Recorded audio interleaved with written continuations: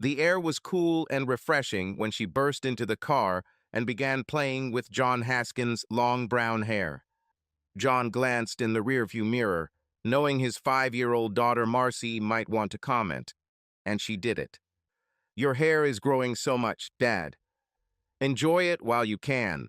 I'm starting to get bald spots and my hair is thinning a lot. Maybe soon I'll be as big as a billiard ball." "What is going bald, Dad?" "That means you can polish my head and watch the sun reflect off of it." "It would be fun, Dad, to polish your head and Sparky could lick the dust off it with his tongue." The 1-year-old golden retriever assumed he was in for a treat when he heard his name. He sat on his hind legs and began to wiggle his paws to beg. "Any more dog treats, Daddy?" "Should be in the red bag on the floor. But be careful not to knock everything over. I was already having a hard time getting everything in there." She leaned toward the seat until her hands began to fumble around the bag. John sighed. He suddenly remembered that he had stupidly put the dog treats in first, which meant that the contents of the bag would soon be scattered all over the floor and seat. He sighed in defeat. That's life when you have a dog. However, he wouldn't trade this golden mongrel for anything in the world. Sparky was considered part of the family. As she emptied the contents of her bag, the wind began to swirl around wrappers, comics, and magazines in the back seat. He pressed the button to close the window. Having the sunroof open was enough. "Don't give Sparky too much. The last time he got sick was when you let him eat the whole bag, remember?" "I remember, Dad," Marcy assured him. "Just a little, I promise." John smiled, knowing that just a little could mean anything to a child, 2, 4, or even 10. Suddenly, a foul smell hit their nostrils. Marcy felt it too and made a face, pausing to pass the treat to Sparky by holding her nose. A long row of septic tanks and rotting garbage was quickly identified as the culprit. The Henry Mason landfill sign was barely hanging on to the crumbling fence. Dumping trash and unwanted personal items on highways was a serious offense with heavy fines. But throwing it into a pile of garbage that was already gigantic was unlikely to backfire on you anytime soon. The highway began to narrow into layers of swirling dust on both sides, accompanied by dry bushes and parched, yellowish bindweed. "We'll be there soon, Dad."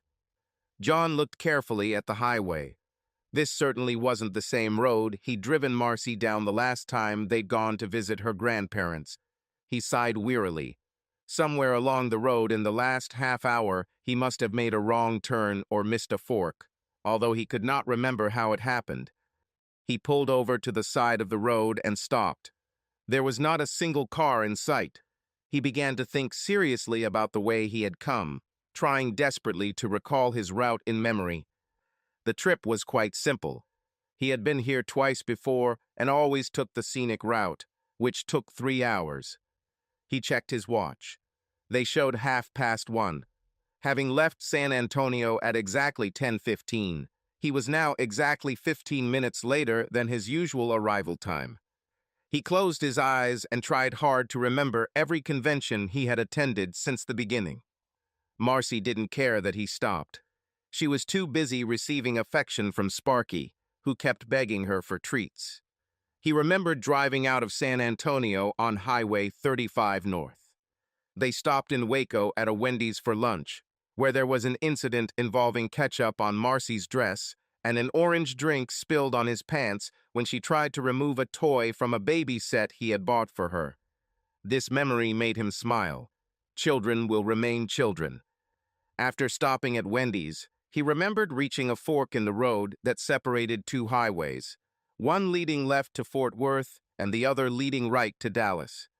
He turned left as usual and reached Route 22 after passing through Fort Worth as usual. From there, he drove east on Highway 20 until he reached Abilene, then turned south, following a road where a sign read, "Tascola 15 miles. The Texas sun was shining brightly, reflecting off the windshield and making it difficult for him to see the sign just 20 feet to the left.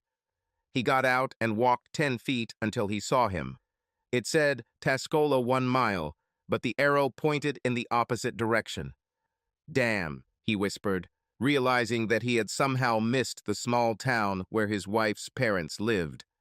He got back into his $80,000 BMW and spun around, kicking up a cloud of dust as he hissed off in the opposite direction. "Are we lost, Dad?" Marcy asked, noticing the look of urgency and confusion on his face.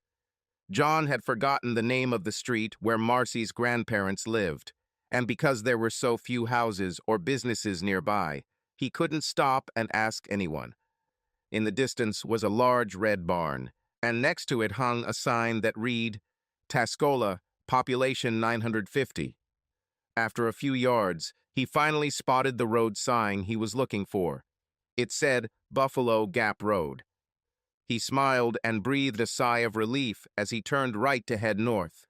As he passed the intersection, he noticed a fallen road sign on the other side of the street. He nodded at the sight of this. No wonder he missed it. The farms gradually gave way to a small town center, where 4 or 5 restaurants and a half-dozen craft stores stood next to an antique store and a cozy guest house.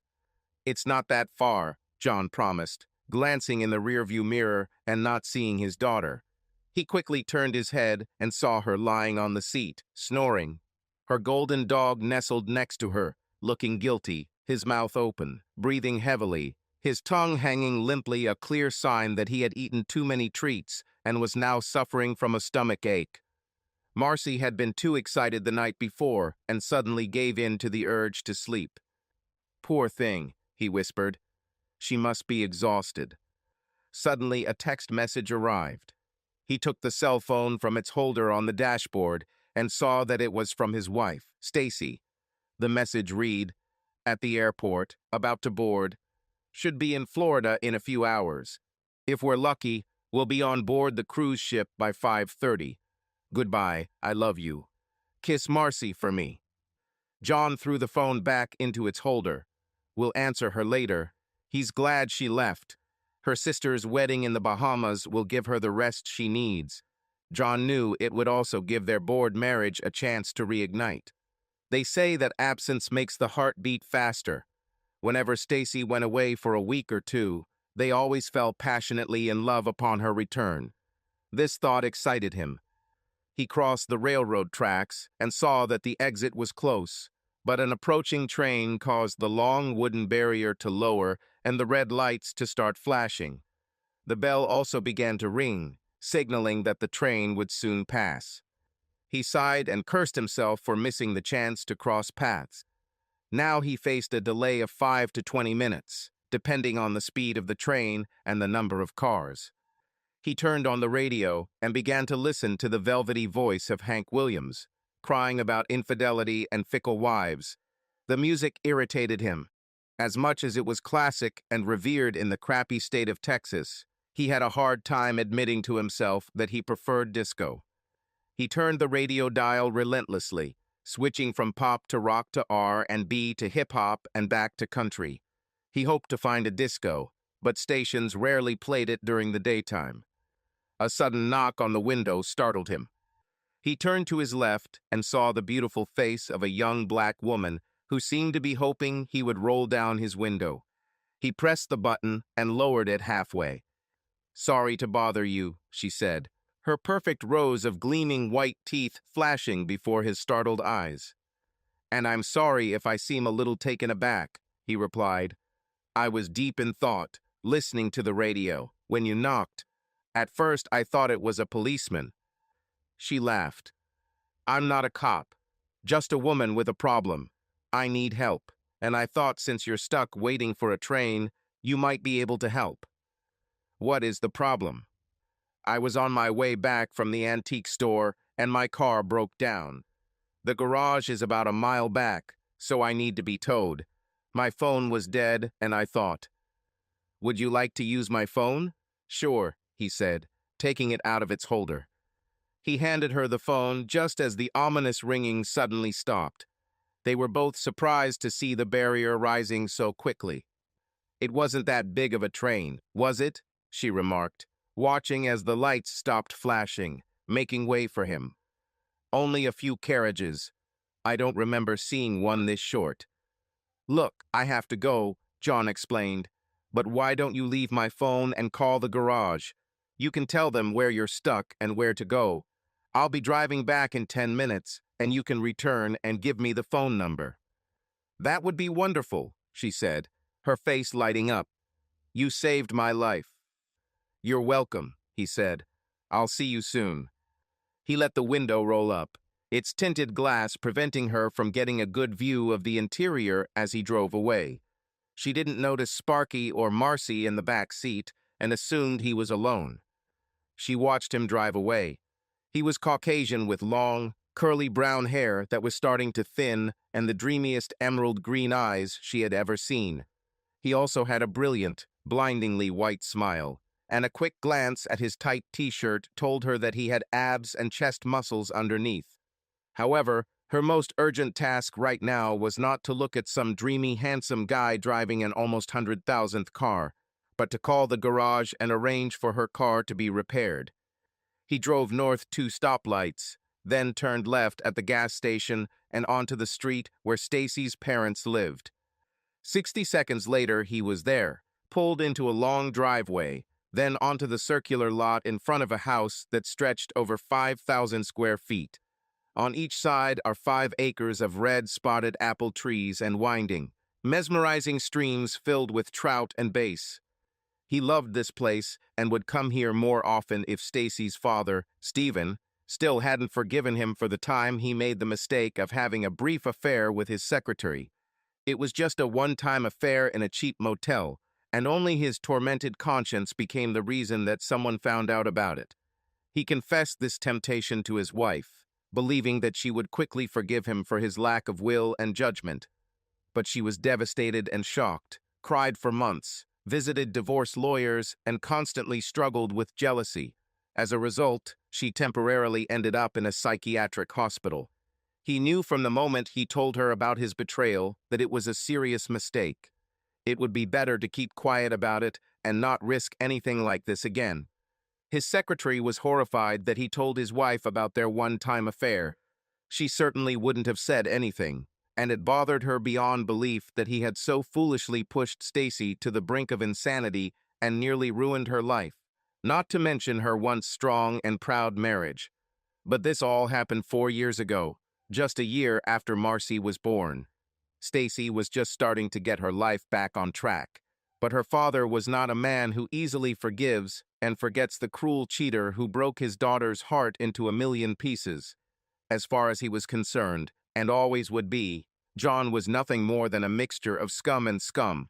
He only tolerated his son-in-law for Mercy's sake. John turned off the engine and didn't even need to get out of the car. Stacy's mom, Angela, ran out of the house, jumping down the cobblestone path. She was not so strict with John. She always loved him and ironically noted that her own husband was also not always ideal when it came to flirting with secretaries. John looked at Angela happily, and she smiled back at him, allowing him to kiss her cheek as he got out of the car. "It's good to see you again, John," she said sincerely. "My husband is in the backyard right now. He's busy fixing the fence," she lied, not wanting John to know that after 4 years of endless repentance, he still hadn't been able to earn his father-in-law's forgiveness or favor. She frowned when she didn't see Marcy immediately jump out of the car. Even Sparky seemed indifferent and lethargic, just breathing in the dry Texas heat. "Don't mind him," John remarked matter-of-factly. "He's probably got a stomach ache. You know how Marcy loves handing out dog treats. As for Marcy, she's just dead to the world, I'm afraid. She was so excited to know she was coming here that she was too excited to sleep all last night. It's a shame you can't bring Marcy here more often. We both know how your husband feels about me. He can't see me. That's because his daughter is the most important thing in his life. Seeing you hurt her drove him crazy. But over time..." John looked at her skeptically. If Stephen hadn't forgiven him for 4 long years for one betrayal, then the chances of him starting to do so now were slim. "He will never forgive me. Think positively. He'll soften up eventually. How are you and Stacy doing? she asked cautiously. I know she's been really happy lately. Maybe if you keep her happy, he'll see the light. We get along great. We've never been closer than we are now, he lied. On Stacy's part, the emotion of love for John was probably real. However, on his part, he knew all too well that the emotion of love had not yet disappeared, but was fading quickly. He was one of those men who loved to have sex with their wives every day. Unfortunately, his wife Stacy only needed sex once a month. This major difference was taking its toll on them, and John knew that just 12 times a year would definitely not make him happy or satisfied. However, he knew that if he could just accept such a strict and sparse distribution of love, it would be good for the preservation of their strained marriage. Marcy woke up and her eyes lit up. "Grandmother," she exclaimed, kissing her enthusiastically. "Are you sure you can handle her and the dog for 2 whole weeks?" John asked cautiously. "I know you offered to take Marcy and Sparky for the entire 2 weeks while Stacy is on the cruise. But I think 2 whole weeks might be too much for you. How about we split the time? I'll come over in 7 days and take them for another week." "Don't be stupid. We see her so rarely anyway. Time spent with her will be so enjoyable. So go away and don't you dare come back for at least 2 weeks. Besides, Stacy said you're busy writing a new novel right now. You'll probably need some quiet, won't you?" "It's true," he answered honestly, all too aware of how his publisher was beginning to seriously pressure him. The drive back down the road leading to Buffalo Gap Road made him nervous. In the back of his mind, he was still thinking about the incredibly beautiful black girl he had left about 5 minutes ago, on the other side of the railroad tracks. She was dressed seductively and provocatively in the Texas heat, her generous cleavage showing off her delicious breasts under a tight blouse that made his heart beat faster. She certainly had a sinful figure, and the memory of her round ass bulging under her tight short skirt was seared into his tormented mind like a dangerous mine. Suddenly, an alarm sounded in that same tormented brain. She came across as extremely friendly and perhaps a little too approachable. But this possibility was not so easy to determine without further investigation. Some of the women were friendly and accommodating, but not as readily available when it came to sex. Others were shy and seemed the opposite of slutty until you gave them half a chance. He wasn't sure which of these categories fit this incredibly sexy black girl. He only knew that if he wanted to save his marriage and bring it to full restoration, then he seriously needed to resist the desire to be guided by something other than his head. Befriending a damsel in distress is a recipe for disaster. Even thinking about the possibility of having sex with a stranded car lady was pure madness at best and absolute stupidity at worst. He drove over the tracks and stopped for a moment on the side of the road. He noticed that her car was missing, no doubt taken away in a tow truck. "That was fast," he muttered to himself. But then things often happen faster in a small town, as did the spread of gossip. He was suddenly glad that the girl and her car had disappeared. The flying tongues could cut you to pieces in a matter of minutes and spread stories that could get you into trouble you'd never get out of. Everyone knew Stacy's grandparents, and some also knew Marcy and her father. John lowered his head. If he was stupid enough to even think about having a cup of coffee with a lady in trouble, someone in the small town would undoubtedly recognize him and would undoubtedly tell everyone around him that Stacy's husband was flirting with some hot, sexy babe who seems to really want to get to know him better. But for that to happen, the sexy black beauty would have to think he was single. He looked at his empty finger. Just last week, he gave away his wedding ring to have it downsized. His months of gym work and a heavier diet resulted in the finger becoming swollen. A sudden knock on the window scared him to death. He pressed a button, and the window began to roll down. "You scared me," he said. "I thought you left with your car, didn't you?" "Well, I wanted to leave. But then I remembered I had your phone, and I knew you'd come back for it. I didn't want you to think I stole it after you were so kind as to lend it to me." "That's very thoughtful of you," he said. She handed him the phone. "Thank you," he said, testing the discipline while his mind screamed at him to leave immediately so as not to be tempted to flirt. "Can you do me one more little favor?" she asked. "By staying here to return your phone. I'm now left without transportation. The garage is only a 5-minute drive, but I'll have to walk there for about 20 minutes. Would you mind giving me a ride?" His mind was now screaming at the rest of his body to leave immediately before it was too late. He came up with the idea of giving her $20 and calling a taxi. Why tempt fate? "Of course, I'll give you a ride. Sit down," he said. "No, no, no," John shouted to himself in the silence. "Do not be an idiot.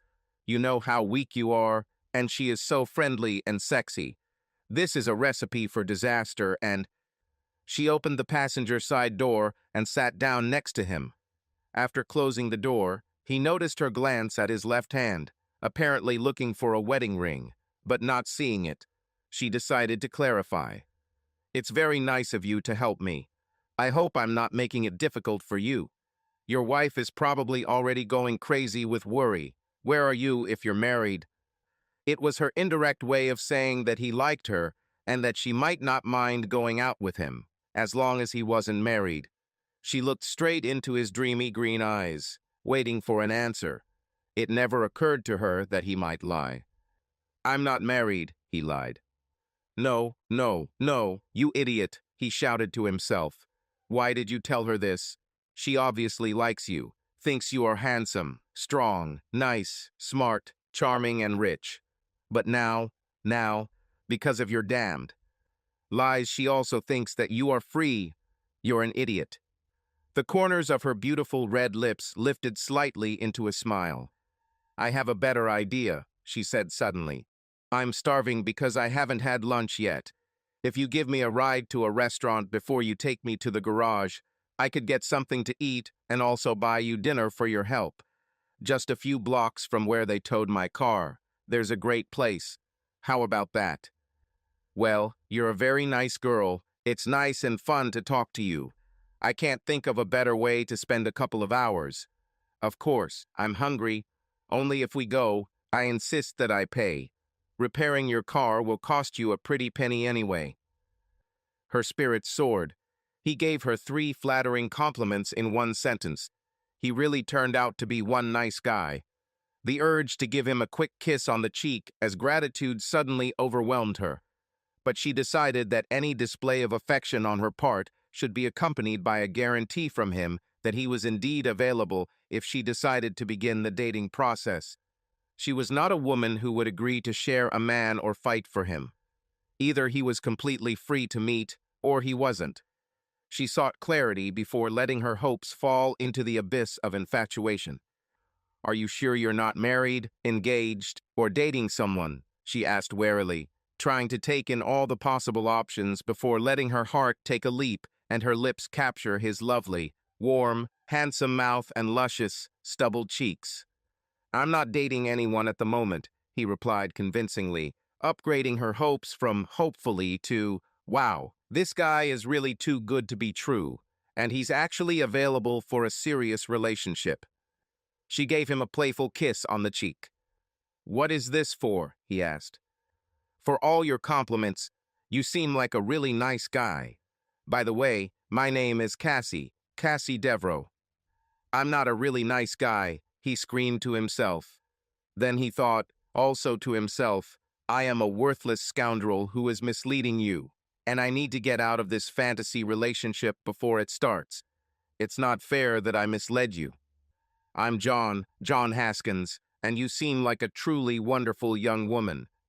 The words just came out of his mouth, making her feel ecstatic, but making him feel like a mean snake on the grass. The flirting that had ruthlessly gotten him into trouble with his secretary all those years ago was now carefully paving a path to the vulnerable heart of this new girl. He started the engine and drove off. "It's just to the right of Buffalo Gap on 2nd Street north of here. Then a block away, on the north side, you'll see a Danny's Place sign about 20 feet high. You can't miss it." "Danny's Place?" "Yeah, I've been there a couple times. If I remember correctly, they have great lasagna." That's right. They specialize in Italian and Chinese food. He turned right and looked for the neon sign on the right. He didn't have to go far. He pulled into the driveway, got out of the car, and hurried to open the door for her before she could get out herself. "Thank you," she said, clearly stunned. No man had ever come out to open a car door for her before, and it made her feel special. She sighed at how impressively his list of accomplishments grew. As they walked up the steps, she seemed to slip a little. She resisted, but he took the opportunity to instinctively put his arm around her thin waist to help her inside. It was sensual, and she loved the way he held the door open again, allowing her to enter first. The air conditioning immediately washed over them, soothing their sweaty foreheads, making them relaxed and comfortable. Cassie ordered fish soup with broccoli and soda. John ordered the same. He did this thinking that she might get the impression that they were very similar. He also suggested that a dish of harmless fish might be more appealing than a piece of red meat, which some sensitive women find too macho. She liked that each table had its own coin-operated jukebox. The one at their table looked well-groomed, although he was 30 or 40 years older than them. She looked for change, but did not find any suitable coins. "How much do you need?" he asked. "2 quarters should be enough," she replied. "I remember throwing coins into this device when I was a kid. It's the only restaurant I know that still uses them." "So you grew up here, in this small town?" "Yeah," she confirmed. "Born and raised. Only now I live in Dallas, about 2.5 hours from here. I run a small antique store there. I got a call from an old friend from an antique store over here saying they got something really interesting for an incredibly low price." "Price? We are friends, so I knew that they would not mislead me. It turned out that they were right. Only my car broke down, so now any profit I make will go towards repairing it." "A life story, I suppose," he said, adding a smile of encouragement. He began to look more closely at her in the bright, but not blinding, lighting of the restaurant. She was extremely beautiful, with magnificent large breasts. He tried to estimate her age, peering more purposefully. She was incredibly sexy, with a figure that had truly dangerous, alluring curves. He guessed that she was about his age, 36. "I'm 35, if that's what you're trying to guess with your intense gaze." John was stunned. "What are you, a psychic? Did you know that I was trying to guess your age?" "Not psychic, just intuitive. Sometimes I can pick up on things. I have a built-in fortune teller in my crazy mind that guides me. So, yeah, call it intuition if you want. Everyone in my family says so. They think it's pretty amazing." John suddenly became nervous. He watched and thought about how wonderful it would be to make love to such a stunningly beautiful girl. "Besides, I don't want you to start blushing," she added, "but I know you find me quite attractive." John was amazed, but he was also a little scared. He had read about people like her, but she had not yet realized that he was married and was trying to seduce her. His face was actually starting to take on a slight pink tint. "Oh, and what else does your unusual intuition say about me?" She smiled warmly and leaned forward until she was eye to eye with him. She tells me that you're very cute, with dreamy eyes and strong, defined features that go well with a little stubble. She also tells me that you have this cute dimple right here, and that you obviously work out a lot in the gym, because under that shirt, there's obviously a very strong body." John laughed. "I'm flattered by what you said about my appearance, but you don't have to be psychic to notice it. Just opening your incredibly beautiful eyes was enough." "Really? What's so incredibly beautiful about my eyes?" John plunged into complete panic. He knew all too well that his little game was not only dangerous, in the sense that it could burst like a bubble, but also extremely unfair, since he was manipulating Cassie's heart and mind, slowly leading her down the path that would ultimately be overgrown only with weeds. "Are you okay?" she asked, changing from her carefree mood to a worried one. "But why? You seem a little distant, like you're preoccupied with something." It's nothing serious, really. You just remind me of a girl I used to date, he lied, trying to be quick on his feet. Like you, she was very beautiful and fun to be around. Like you, she was charming and had a warm, sparkling personality. So now my personality sparkles. You sound corny, although your words strike my heart like a dagger. And yet, it is difficult for me to get a complete picture of you. But my intuition usually becomes cloudy when I have a personal interest in the person I am trying to understand. Personal interest? She shrugged shyly. Yes, if I like someone. When I start to love someone, my internal alarm goes off.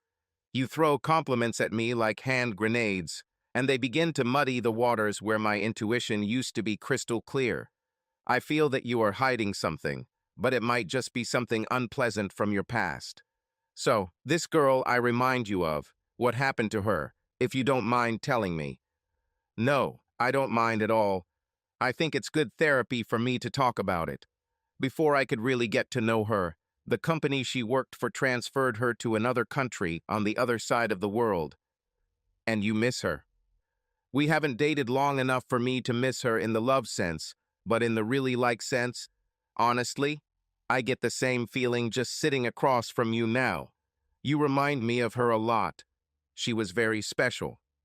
Those two words, very special, made her sway. She was weak on compliments, and he loaded them quite heavily, cutting through her objectivity and dissecting her will. She began to seriously panic, realizing that the small path of least resistance was now illuminated on the path to her heart. He started to reach her. However, there was something unsettling about him that she just couldn't read. Her suddenly strong feelings for him were definitely starting to cloud her usually powerful radar. "Are you sure you're not dating someone?" she blurted out, unable to stop the words from falling out of her mouth like stones rolling down a mountain. She assumed that her desperate statement betrayed her budding infatuation with his boyish charm and stunning appearance. He decided to act cruelly. He laughed as he spoke. "There's no one right now, unless of course you want to start dating me." "Why me?" she asked, still insisting on compliments. "You seem like a very nice girl, and I keep promising my mother and grandmother that one day I'll bring a girl home to meet them. I think it's about time. I think they've almost given up on me getting married. Although I would really like to settle down in life. I'm definitely ready to start a family. I just haven't found the right girl yet." Her face lit up and her eyes began to glow at his words. Real guys never talk like that, but in her opinion, he wasn't a real guy. He was more like a hero trying to be some lady's knight in shining armor. Despite how superficial and suspicious his advances seemed, they had a powerful charm. And after 35 years of unsuccessful attempts to find a suitable groom, she was now ready to cling to his words like a drowning man to a life preserver. She was no longer getting any younger and was desperately looking for this evasive husband. In a way, John was presenting himself to her on a silver platter. She had waited her whole life for such a man, persistently resisting the urge to become interested in men who were only looking for one-night stands or long-term relationships. She looked at him carefully. He seemed too good to be true. Could he be the one who finally brings her to the altar? His words seemed to indicate that he was looking for the exact same things she was looking for. She decided to let her guard down. "I have a confession," she said, smiling widely again. "I've never dated a white guy before, so there are things I need to know ahead of time." "Such as?" "Like, are white guys as alive as they say?" "Before I dare answer that," he said playfully, "you'll have to tell me if it's good or bad." She shrugged and laughed at the same time. "A little hand around my waist every now and then, or a little nose in my hair to catch the scent of a breathtaking perfume, or a few wet kisses when the time is right. All of this is not just normal, but highly desirable. What annoys us women in the early stages of a relationship is excessive groping, or constant touching, or octopus hands reaching for forbidden places like breasts or buttocks." "I'll try to remember that," he said, his heart pounding at how recklessly deep he was drawing them both into a mutual attraction that could ultimately destroy them both. Their flirtatious verbal exchanges and admiring glances were setting the stage for escalation, and she was bracing herself for it. Usually this was the moment when the guy either deepened the relationship or left her to her fate. "How old are you, if you don't mind me asking?" she dared. 36. "Only a year older than me." "This is the first time," he remarked mischievously. "I've met a woman who volunteered her age twice within 5 minutes." "There's always a first time," she admitted, momentarily lost in his mesmerizing eyes. He felt her vulnerability. Before she could recover, he brought his attractive mouth much closer until he caught her plump lips by surprise. The kiss was exciting, but unashamedly bold. A wave of pleasure swept through her entire body, and she allowed their lips to remain together forever, where they flowed sweetly into each other. He crossed the border, but it was a calculated risk. She didn't fight him back. When he finally freed her, he knew that the potential to cause her real, irreparable harm was now unequivocally real. Alarm bells were screaming inside his head, begging him to back off and let her go. But his conscience was sluggish and unresponsive. He suddenly hated himself. Was he really going to continue to mislead her? He knew that what he was doing was clearly unfair, not only to Cassie, but also to his wife Stacy. And of course, there was always his precious daughter Marcy to remember. Was he going to risk ruining her life too? Part of him pretended that his infatuation with the beautiful and sexy Cassie couldn't possibly cause any problems. But part of him was in panic and disbelief. How was he going to stop himself? "John, are you sure everything is okay?" "Huh? You're doing it again, becoming distant, lost in distant thoughts. Are you sure everything is okay?" Before he could respond or reconsider his position, 2 large plates of fish, salad, and mini potatoes in lemon sauce were brought to their table. "I'll be back with your sodas in a minute." "Is there any wine?" John asked, almost mechanically, unable and unwilling to restrain his tongue, which was becoming more and more dangerous. The waitress pointed to a triangular menu next to the jukebox. He turned to Cassie. "I forgot to ask if you would like something from the bar. A bottle of wine would go well with the fish. If I order, will you at least have a glass? I don't like drinking alone." She looked at him carefully, then laughed. "Sure, wine would be nice, but are you sure you're not trying to get me drunk?" "What difference does it make? Drunk or sober, you will still be extremely beautiful." She slowly thought about his sweet but heartfelt words. Extremely beautiful? Did he really say that? She stared back at his hypnotic green eyes. He seemed to really enjoy giving out compliments. Perhaps he loved too much. For the first time, she realized that it might be time for reality for him. "Drunk or sober, I'm not an easy girl," she warned him. "Winning me will be harder for any man than walking on the moon. Just so you know, I'm not a virgin, but at 35 I've had too many failures to commit again until I'm absolutely sure of a guy." John felt his high expectations of quick sexual success with her suddenly dissipate. Although part of him sighed in relief. Stealing her heart would be an easy task. Winning her over-sexualized, curvy black body will prove to be a much more difficult task. Falling off the cliff of cheating with Cassie would be much easier said than done, and it's good for giving him a chance to leave without consequences while leaving was still possible. "This is the 3rd time you've been so deep in thought," she said softly, still smiling, but now apprehensively. "I hope my I'm not easy speech didn't scare you, huh?" "Not at all. Some things are truly worth waiting for. Waiting to make love with a wonderful woman like you would be something worth appreciating and enjoying." His words hit her straight in the heart again. She sighed wearily at their meaning. He was just slippery, on the one hand talking about intimate, taboo topics, but at the same time making every word so reasonable and orderly.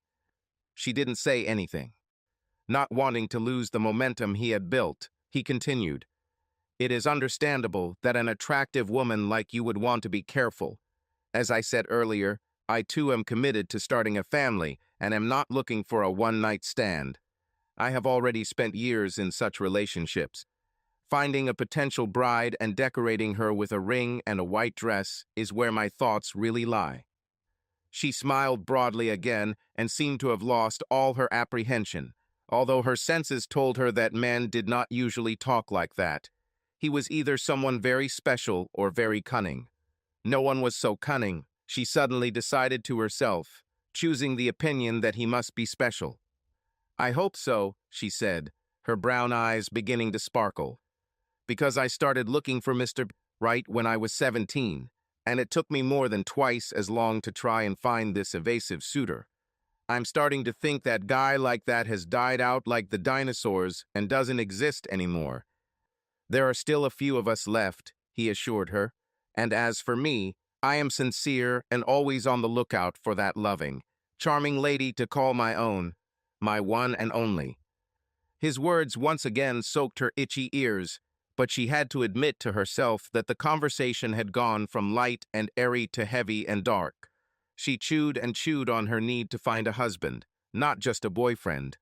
He, on the other hand, also chewed and chewed on his assertion that he was not like most men and was very honest, determined to say yes to the first suitable woman that came along.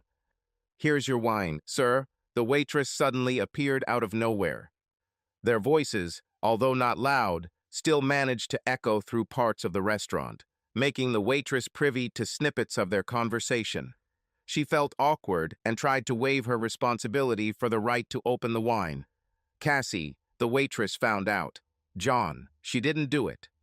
"The opener is right here," she said, quickly walking away to give them more privacy. "Thank you," he said, glad that the arrival of wine could be a welcome break from difficult conversations about marriage and allergies and one-night stands. He poured her a glass, thinking it might lighten the mood and make it more cheerful. "You haven't played any music until now," he said. She smiled again. "You're right, I'm not. What would you like to hear?" "Everything suits me." A calm person who is easy to please, perhaps too simple." "What does it mean?" "You quiet men are always the hardest to read and recognize." "How so?" "Well, first of all, you basically agree with everything we women say, and so we never know what you really think or what your real preferences are." "What I'm really thinking about is kissing you again," he whispered. He suddenly pulled his face forward again. Then he pressed his lips to her stunned mouth and sent new waves of pleasure down her spine for a second time. "Wow," she said when he finally pulled away. "You really are a very good kisser, aren't you?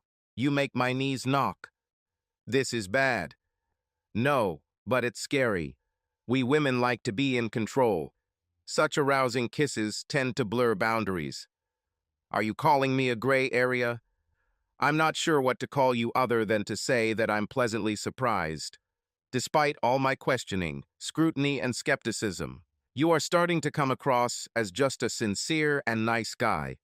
Just what the doctor ordered for a suspicious woman like me. So you still don't suspect me. Other than those deadly, knee-smashing kisses, you're starting to look pretty harmless." "As far as I'm concerned, what you see is what you get," he lied, holding her hand and watching her take a generous sip of wine. They then dined in relative silence, but often exchanged smiling, even adoring glances.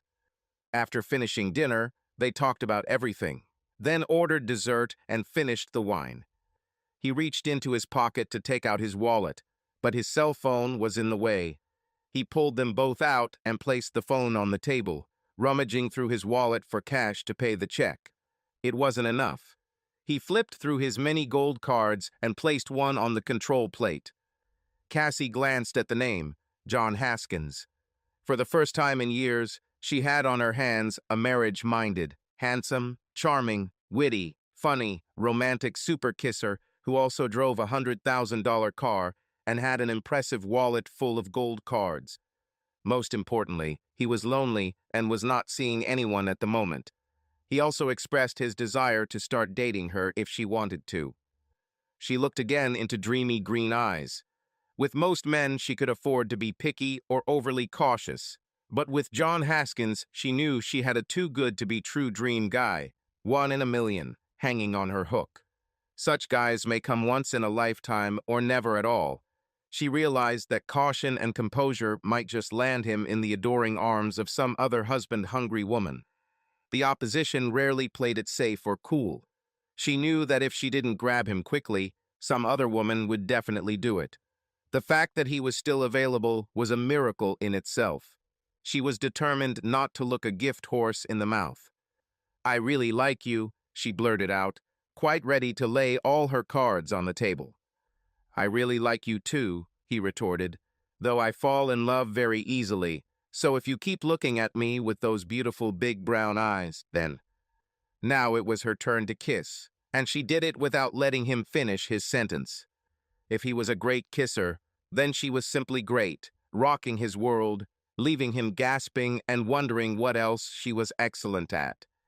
A few moments later, the waitress came over, noticing that he had left a generous tip on the bill. She swiped his card, and approval flashed almost immediately. "Thank you for dining with us," the waitress said, flashing a grateful smile at her company as she walked away. "Before we leave, I need to go to the toilet." "I'll be right back," he exclaimed, standing up and quickly walking towards the back of the restaurant, not realizing that the phone he had left on the table began to buzz. She looked at his phone and recognized the brand.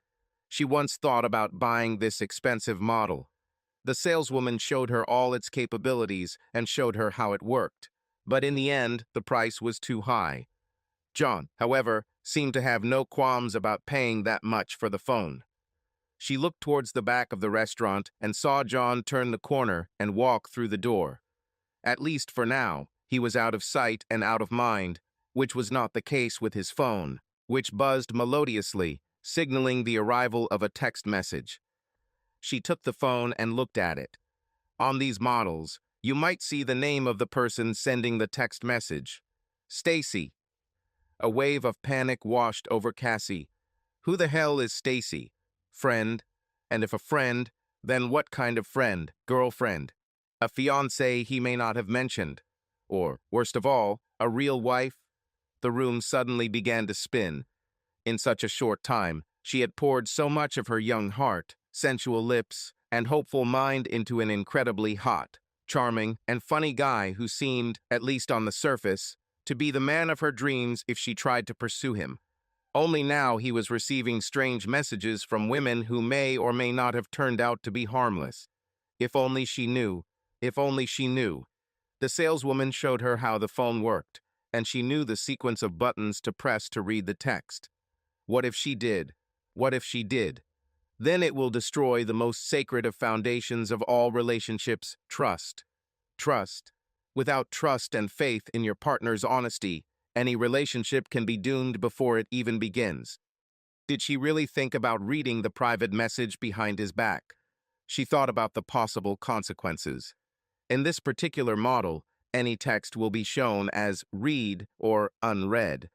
Still, he might not assume that she was the one who read the text, Cassie thought. She suddenly turned into a bundle of nerves.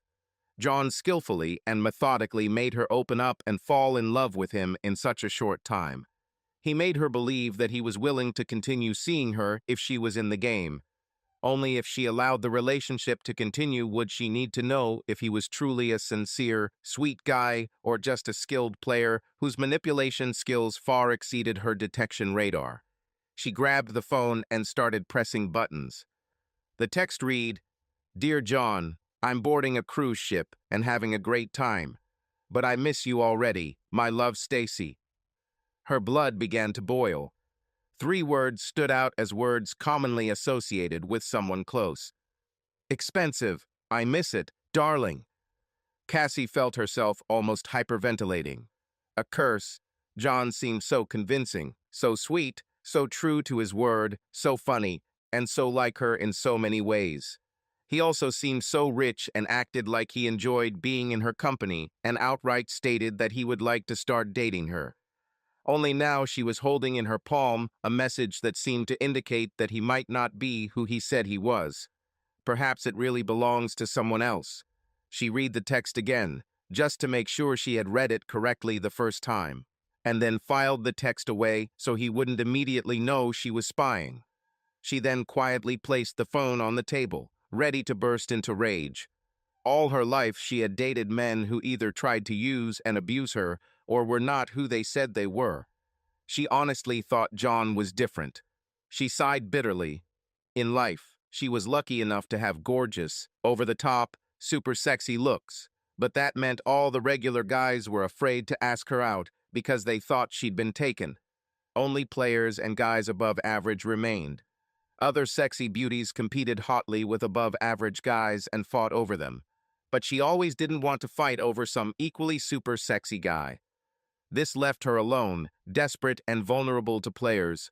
She seemed to attract liars and cheats like flies. But was John such a deceitful and fraudulent player? Who the hell was this Stacy? How many girls did he know that looked like Stacy? I'm back. His words scared her, nearly sending her through the roof. God, you scared me. Sorry, I just got back. Why so nervous? Who is Stacy? Those two words simply came out of her anxious mouth before she had a chance to consider their implications or possible consequences. First, he might be put off if he knew that she had violated his privacy. If she only had the courage to read private messages on the first day they met, what the hell would she be capable of after just the first week, month, or year? She started kicking herself. She released the cat from the bag, which could not be closed. Still, she needed to know who Stacy was before she got further into this guy. He was a very hot marriage candidate on many levels, but not if he was hiding something from her. What are you talking about? He said with a frightened and guilty look. His face began to turn pink. You got a text from Stacy while you were in the restroom. I did? Now he was in a panic. Without knowing exactly what the damn text said, word for word, he couldn't formulate a suitable lie. She had read something that he had not read, and therefore put him at a clear and dangerous disadvantage. He felt his house of cards begin to collapse around him. Cassie was one of the most beautiful and easygoing women he had ever met, and he began to become fascinated by both her personality and her appearance. Only now she had taken over. She had a message from his wife, but she probably didn't identify herself as such. He decided that he needed to buy time until he could read it himself, and that he needed to go on the attack when the time came so that the balance of guilt could be shifted and evened out. For now, he'll just let her dig herself a deeper hole. Your face is turning red, she whispered, and you look very nervous, as if I caught you in a huge century. He grabbed the phone from the table and quickly pressed the buttons, which returned the offending text. He read it and breathed a sigh of relief. Sure, it was terrible, but it wasn't something he couldn't get rid of with a little cunning and skill. It's time to attack. Did you read my message? Personal private message. It was wrong, I admit, but I was interested. I wanted to make sure you were who you said you were. You don't believe a word of what I say and you read private messages. It's very offensive. Honestly, I didn't think you were like that. What kind is this? Someone who is insecure and will always spy and go behind her partner's back. Do you think I would be pleased? I can't turn away, afraid that you will violate my privacy at every turn. Open emails and open letters. You seem so sweet, so reliable, so special, so wonderfully amazing. But I should have known it was too good to be true. I'm sorry, I have to go. I'll give you a ride to pick up your car, but no. That's all. I don't want to break my heart. I was really starting to fall in love with you. I was really captivated by your looks, warmth, and charm. His words struck like small daggers, thrown with precision and raw emotion that she found difficult to handle. However, she was determined to find out who this Stacy was. Who is Stacy? She asked in a rational and monotone voice, trying to remain calm until the flow of tears came. She really thought that he could be the one, the man of her dreams, but now she seemed so unsure. I don't believe you, he said, feigning outrage. First you violate my privacy, And then you demand to know more about the things you were spying on. Anger flared within her. She was ready to let her guard down and throw herself into his life, and they would probably have made love before she could stop herself. But she was vigilant, stuck to her principles, and demanded that he confess. She slammed the table and then grabbed his arm. "Who is Stacy?" He pulled his hand away and stood up from the table. "We met just one miserable day, and you demand to know all the personal things about me and read personal messages. What's next, I wonder? I'm sorry, but I won't date you anymore. I can't live like this, never trusting, always under surveillance like some common criminal."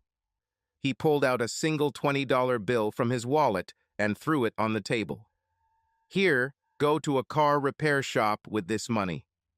He turned and started to walk away, knowing that one of two things would happen. Either she would just take a taxi and say goodbye to him, or she would chase after him and continue to demand that he confess. He was sure that she would choose the second option. He was right. She followed him and grabbed his arm, holding him in place until she could stand in front of him. A few other restaurant patrons began to watch, but she didn't care. In such a short time, he touched her heart like no other man ever could, and if there was even the slightest chance that he was telling the truth, she needed to know. "For the last time, for the very last time, who is Stacy?" she demanded, instinctively digging her nails into his arm to hold him in place. "You're hurting me," he said.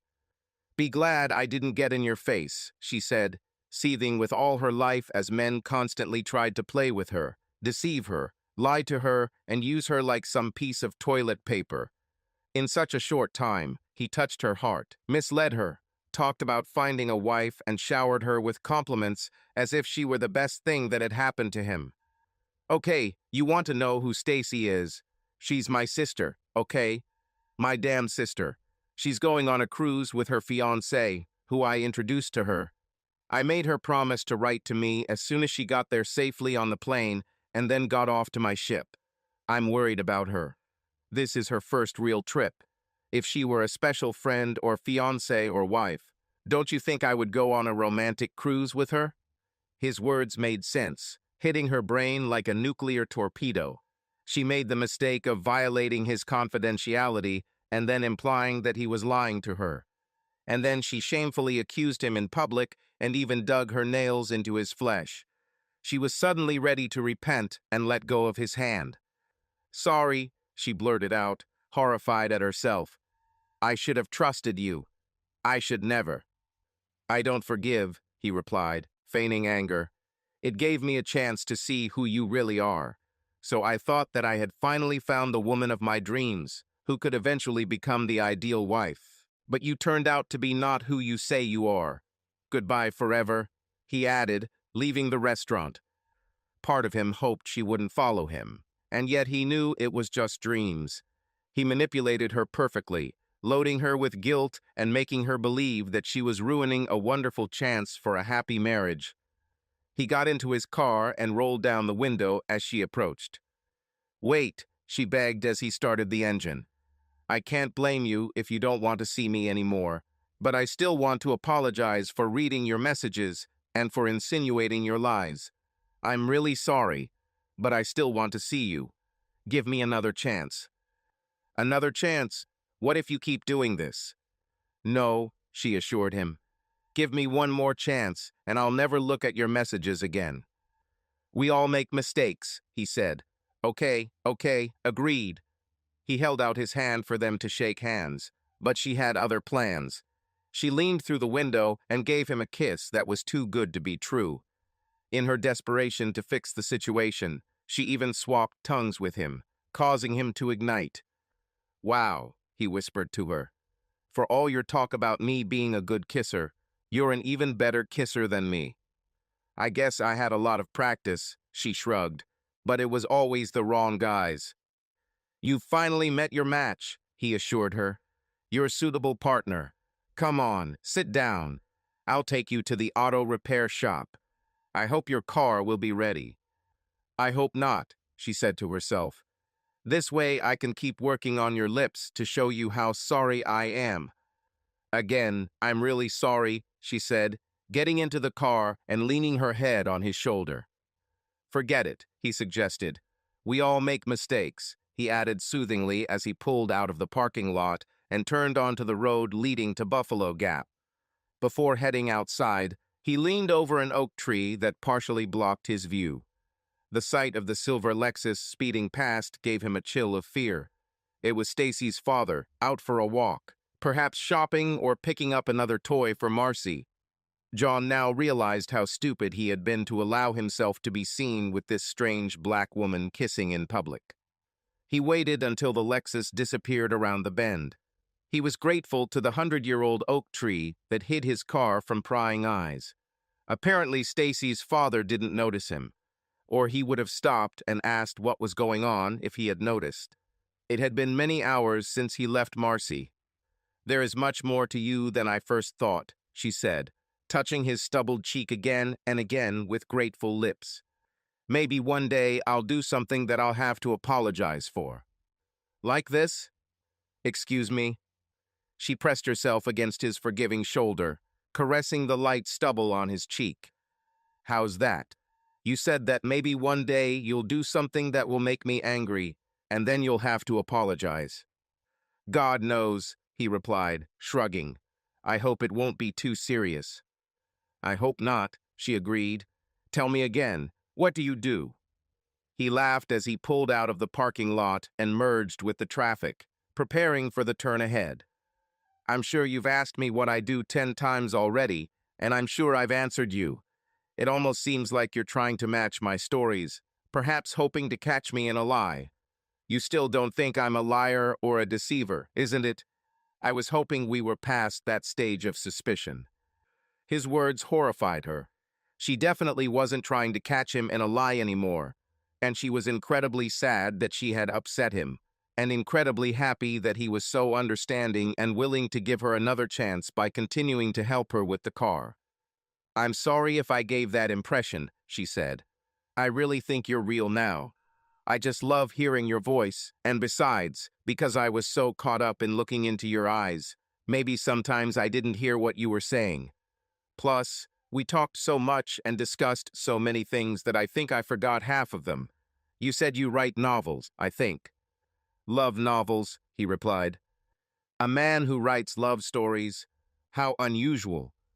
"Not as unusual as you think." "I don't agree," she said.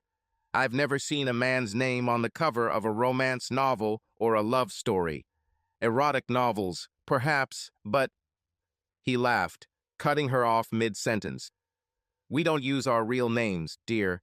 Women don't like men who pretend to be decent romance novel writers. Women writers always spend time developing characters and creating interesting, memorable storylines, while men's writers just make you be faced with rough and dirty sex. Women can usually tell the difference after the first few pages, although if we men copy the style of women long enough, sometimes we manage to fool them and make a lot of money. It's a challenge, of course, but interesting challenge." "Oh, look, you missed the turn." "Yes, that's right. Let me turn around." And here we are again on the right track. Just a few meters down a new street, the rusty sign of one of the few auto repair shops in the area stared back at them. Old lawn mowers and rusty car wrecks, mercilessly stripped for parts over the years, decorated the sides of the garage. He parked parallel to one of the boxes, then almost ran to the other side of the car to open the door for her. His actions, again, made her feel special. She wasn't used to being taken care of like this. When she got out of the car, old man Mike Fodder quickly walked out through the glass door and limped towards her. He shook her hand. "My assistant, Ben Tyler, picked up your car a while ago. Well, I looked it over and even hooked it up to old Betsy, which is my analyzer. You can imagine my surprise when he immediately pointed out a problem with the transmission. Your engine is practically dead. On everything in the car, the only way to get to it is to take it all apart. Lucky for you," he said, offering an encouraging laugh. "If I take it apart for you, I also know how to put it back together. I'm just explaining how things are." "Transmission, Cassie said uncertainty. What is this? Like a starter or a generator? No, miss. The transmission controls everything. Yours is practically dead. Cassie began to sweat on her forehead. Are you sure you can fix it? How much will it cost? How long? Well, I won't lie to you, he said affirmatively. It wouldn't hurt me to lie, because I'm a Christian, and all liars, according to the Holy Book, will end up in the lake of fire. But even if I decided to lie, just to make your life easier, sooner or later I would have to confess. Ugh, having said that, he stated, pausing to put fresh gum in his mouth without spitting out the old one, which made his right cheek bulge and swollen. I think you're looking at, well, at least 3,000 at the top end, but could be 4,000 or more once I get it all sorted. These, don't make your model of sports car anymore, and parts are crazy expensive. And that's even if you find them. But I know a guy in Albuquerque, that's in New Mexico, who is very good at finding these rare parts. But I have to order the transmission, and like I said, on this model, that's why. The price is so high, twice that of a regular car. It will take me a few days, but about the price, since you grew up in this city. Did you recognize me? He nodded, then pointed his finger at her nose. You're Mabel's daughter. The resemblance is almost uncanny. The first black family in this area, and this is already, 80 years ago, I suspect. That's right. I'm surprised you recognized me. No, not that surprising. You graduated the same year as my grandson Toby. You're in his old school book, right next to him. Cassie laughed. A small, fat boy with freckles and flaming red hair, right? It is he. Wow, this really brings me back to memories. I remember him throwing dead frog parts down my dress neckline in biology class and scaring the crap out of me. Boys are boys, Mike answered. Then he looked at John, narrowing his eyes as if deep in thought. I know you too, but it's a little harder for me to remember. I don't think you grew up in these parts, but you know a family from here. I can't remember how they... Oh, yes, some kind of Independence Day picnic, I think. Mike left his words hanging in the air so John could fill in the gaps. Cassie looked at the man she was beginning to fall in love with and fully expected him to fill in those gaps. John suddenly panics. He was at Stacy's parents' house for Independence Day celebrations, so obviously Mike was at one or more of them.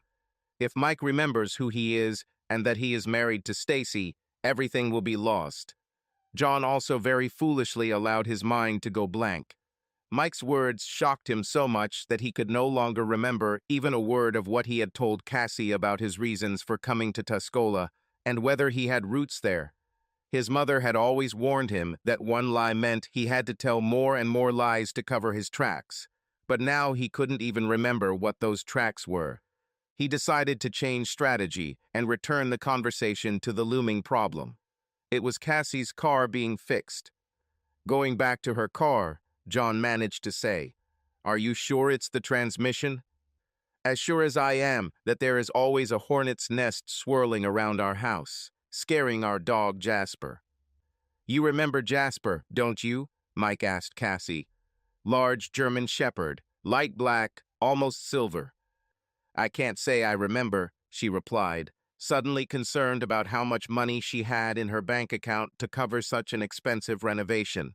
She wondered if Mike would give her a loan. She slowed down the conversation because she didn't want John to hear. She still retained her pride.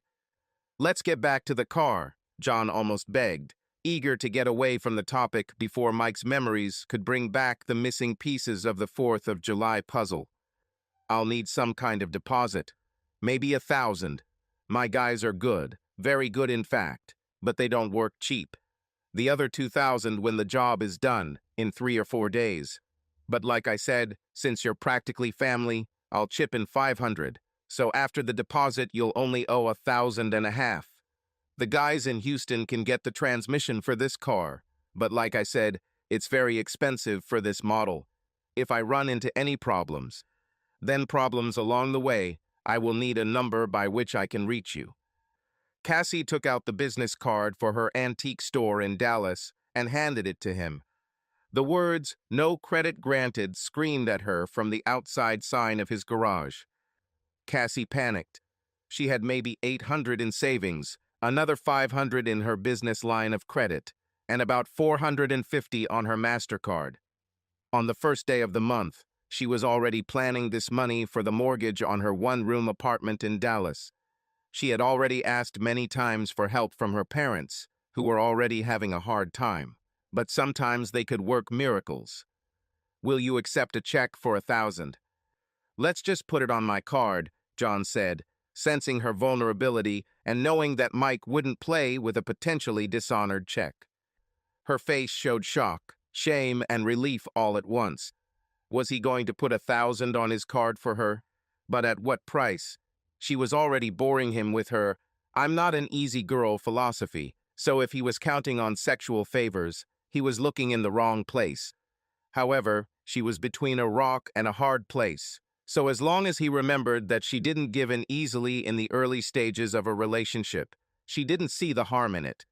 He had acted like a sweet, generous, caring guy throughout the day, so the idea that he would want to help a potential bride in need didn't seem so far-fetched, especially when he had expressed his desire to start a serious relationship with her.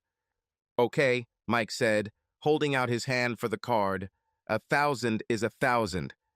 "No, no, no," John retorted decisively. "You said 2,500 is the total. Put it all on the line." Mike's eyes lit up, but Cassie had a complete feeling of humiliation and anxiety. "No, John, I can't accept this," she choked out in panic. "Honestly, I wouldn't feel good." The name John did not evoke any recognition in Mike when he looked at the card, and so he prayed and hoped that the full name John Haskin would not evoke any recognition either. "Go ahead," he ordered Mike. "Put all 25 on the card. If they find anything else, just add it later to the same number. If they call to confirm, I'll approve, don't worry." "Fits me," Mike said, running into his office, gold card in hand. Cassie hugged him and kissed him on the cheek. "I don't know what to say," she trembled. "Don't think about it. When you have money, you can pay me back, and if you don't, consider it a gift from someone who cares. We're going to be friends, so what's a few dollars between friends? Are you calling at least $2,500 a few dollars? Okay, I understand your point of view, but you have to understand, sometimes I earn more in one day. So what is a treasure to someone may be nothing to me." She kissed him again on the cheek. "Listen, stay here. I'll talk to Mike for a little bit, and then I'll take you back to Dallas." "I could go by bus," she said. "I'm so ashamed. You've already done so much for me." "What are friends for?" he exclaimed. "Besides, fate brought us together for a reason. If we're meant to be together, then we both have to get used to the idea that what's mine is yours and what's yours is mine. That's how relationships and marriages work." "It almost sounds like a proposal," she said, "though I wouldn't be able to accept something like that for another month or two. There's so much I don't know about you. And I'm talking about you. But if we keep seeing each other, I hope we can cross every bridge and conquer every island along the way." Spoken like a true romantic writer, truly touching, if a little sentimental. I never said I was a great romantic writer, just a successful one. For me, it's all about the money and the number of books sold, not the art of writing. "Back to the subject of the car," she said. "I want to make it clear that I'm going to give you every penny back." "Well, if it's that important to you, let's say you'll pay me back 100 a month for 25 months. If you give me a blank receipt, I could instruct my bank to simply transfer 100 every month from your account to mine, and then before you know it, you'll pay off the debt." Her eyes lit up at the prospect. "This would be great, so easy to manage, and in the end, you'll get your money back and I won't feel in debt." She rummaged through her purse, found the checkbook, then tore off the top check and handed it to him, adding a thank you as she did so. "Sure, you'll let me take you back to Dallas, I hope." She laughed. I wasn't planning on walking, but I could take the bus if it's too much trouble. Although honestly, if you drove me, it would be nice because it would give us a chance to continue talking and get to know each other even better. Sounds like a great idea, he added. He was about to open his mouth and say something else. She felt like it should have been another great compliment, but it held back. She assumed that he was trying not to overdo it, although the horse-named compliments had long since escaped from the stall. The bright neon lights of Dallas were now visible, and since she lived on the outskirts of it, just around the next corner, he sadly noted that their time together, at least for today, was coming to an end. "When will I see you again?" she whispered darkly, not wanting to leave him as he turned off the highway onto a service road and onto the small ensemble of streets with the names of the trees to which her apartment belonged, namely Maple Street. After a couple of minutes, he noticed a sign pointing to Maple Street and asked her, "Right or left?" "To the left," she said, her heart racing with the sudden thought that she might invite him for coffee. Only she didn't trust herself. His charm was irresistible, and his ultra-sweet kisses were a recipe for disaster in terms of unplanned sex. She wasn't going to risk getting carried away. She was determined to stick to her rule that any intimate relationship should begin only after at least a full month or two of dating, preferably 2 months. "I'd invite you for coffee, but coffee can lead to a lot of other things, especially this late. You must think I'm too sexy to resist, so I'll take that as a compliment," he said as he pulled into her driveway, which was marked number 68. She waited until he turned off the engine, then kissed him with obvious pleasure, from which they both felt a rush of pleasure. She also pressed her breasts against him, and he felt her impressive breasts pressing against his t-shirt. When she pulled away, her hand happened to be on the same light t-shirt, and she was amazed at how sensual his ribbed abdominal muscles felt. He was very fit and very attractive. But she stuck to her belief that, as he had said earlier that day, good things come to those who wait.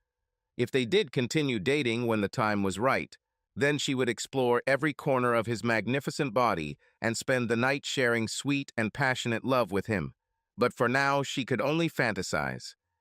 "Thank you for everything you've done for me," she said. "You're a really sweet and considerate guy."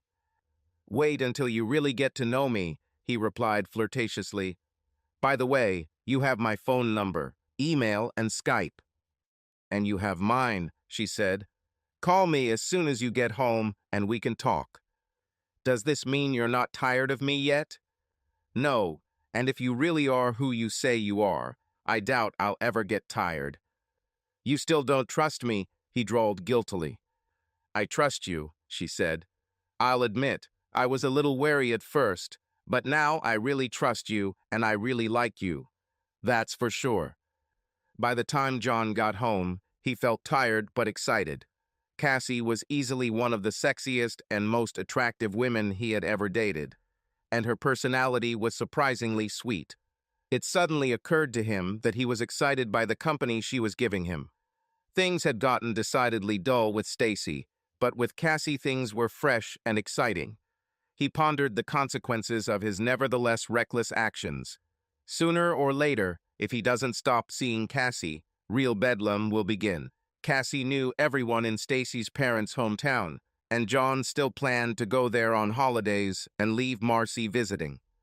He looked at the stars from the penthouse balcony. He decided to go to his office downtown to spend the night rather than go home. Seeing pictures of Marcy and Stacy hanging on the walls would only remind him of what he was doing that was cruel and wrong. If he was tired of Stacy, he should have just told her so and asked for a divorce. Why hurt her by finding out about it some other way?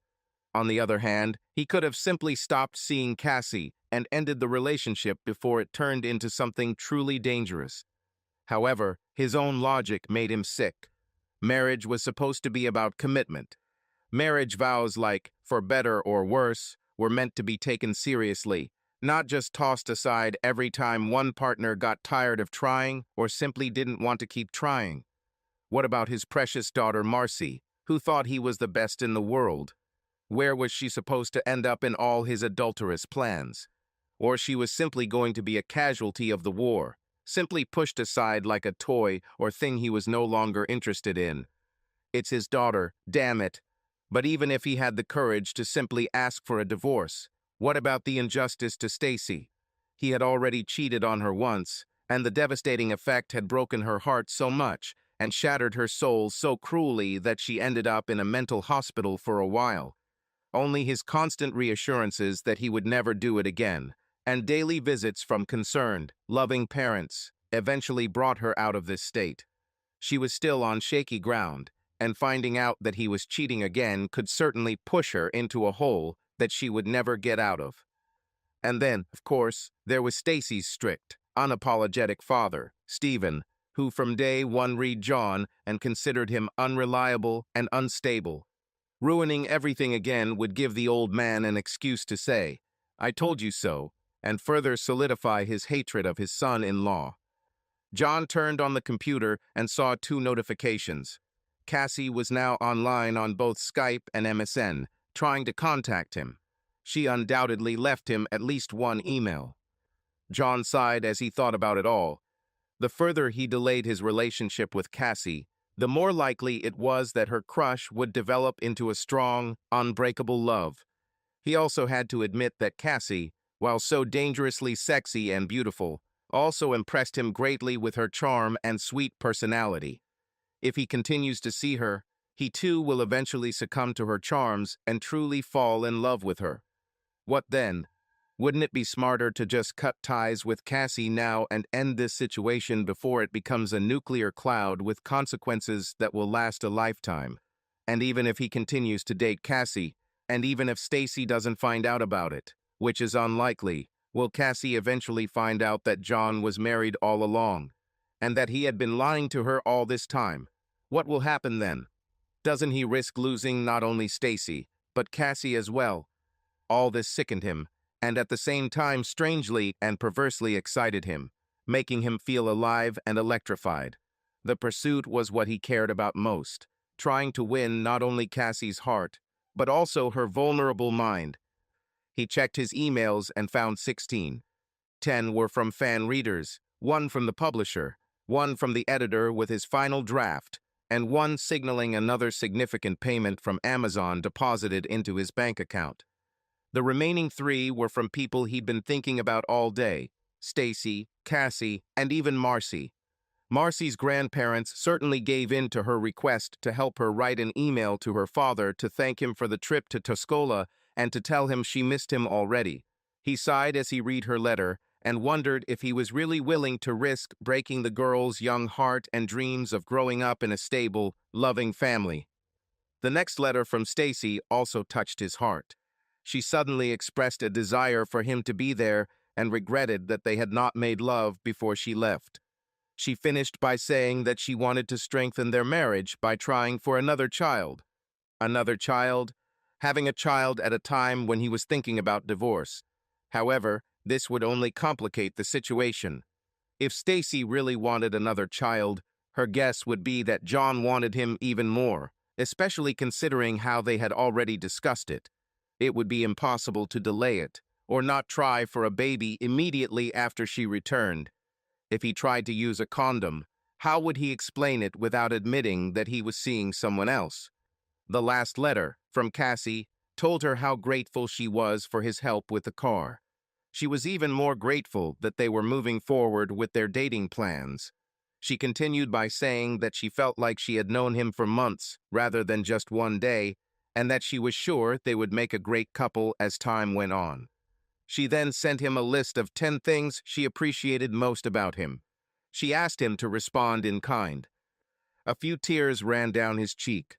For all his boasting about being in control and being strong, he knew full well that some things were too stupid to do. The fact that Cassie used to live in Tuscola and still had strong ties there meant that sooner or later someone would find out the truth. As things stood now, Mechanic Mike was just 1 step away from remembering who he was. Then there was the waitress who served them, and the list went on. Cassie will undoubtedly want to return to Tuscola to show John off to her friends. What about the photos of John that Cassie might have posted on Facebook for her hometown friends? or photos of John that she could send to her parents. Wouldn't Cassie's proud parents want to show photos of their potential son-in-law to friends who would see the photos and recognize John? It was a volcano ready to explode in fury, but there was also a potential prize if he kept up the facade. Cassie was gorgeous with her amazing, sexy body. Making love to her, especially considering how alive and sensual she seemed, would be absolutely wonderful. But again, at what price?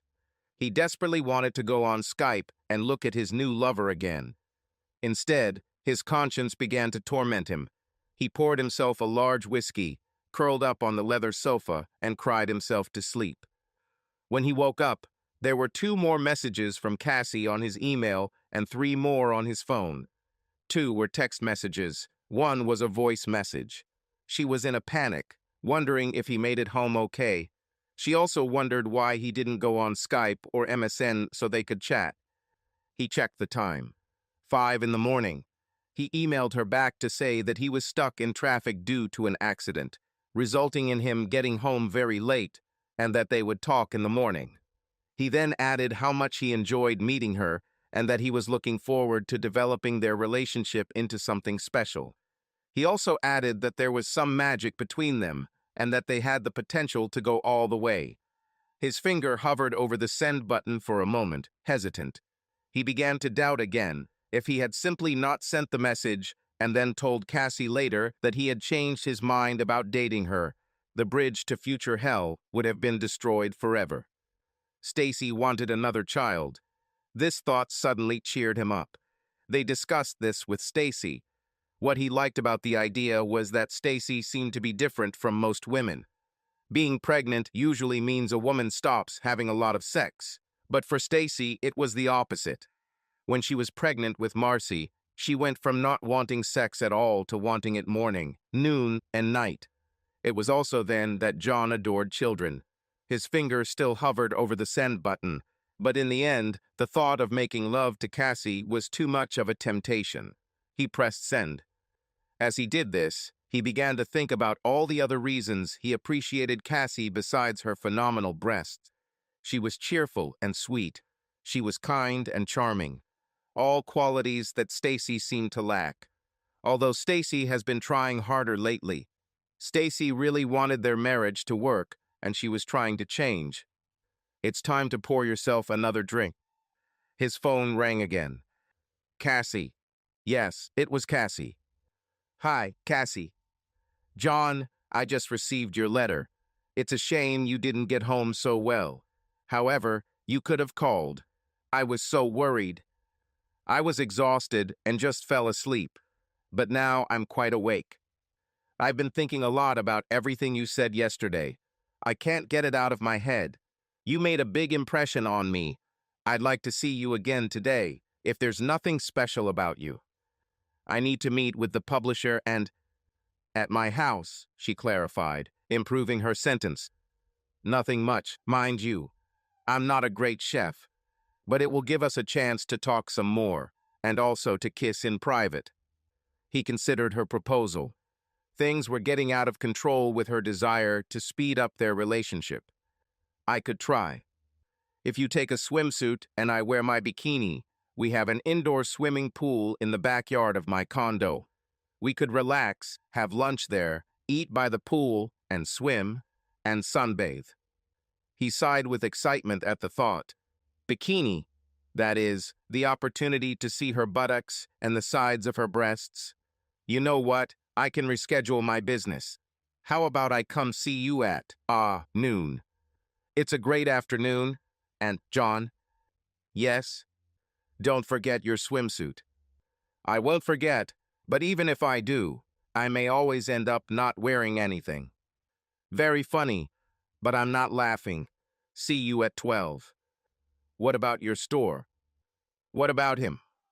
Well, can you just close it? I always close it on Mondays and Tuesdays. Mondays and Tuesdays are slow days for me, so I take them off. Okay, see you at noon. Bye, I'll think about you, she added before hanging up. He leaned back on the leather sofa and poured himself another drink. Then he thought about it and poured the drink back into the bottle. He needed a clear mind. Things were getting out of control too quickly. We met at her house almost naked. Obviously, she wanted to take a closer look at his attractive body, and obviously, she wanted his eyes to enjoy the sight of her body, which would make his tongue hang out all over the pool deck. Where will this all lead? He said to himself. Cassie apparently allowed herself to fall into love as quickly as her infatuated heart would allow, and she was apparently willing to risk the possibility that they might be overwhelmed by temptation and succumb to the pleasures of love.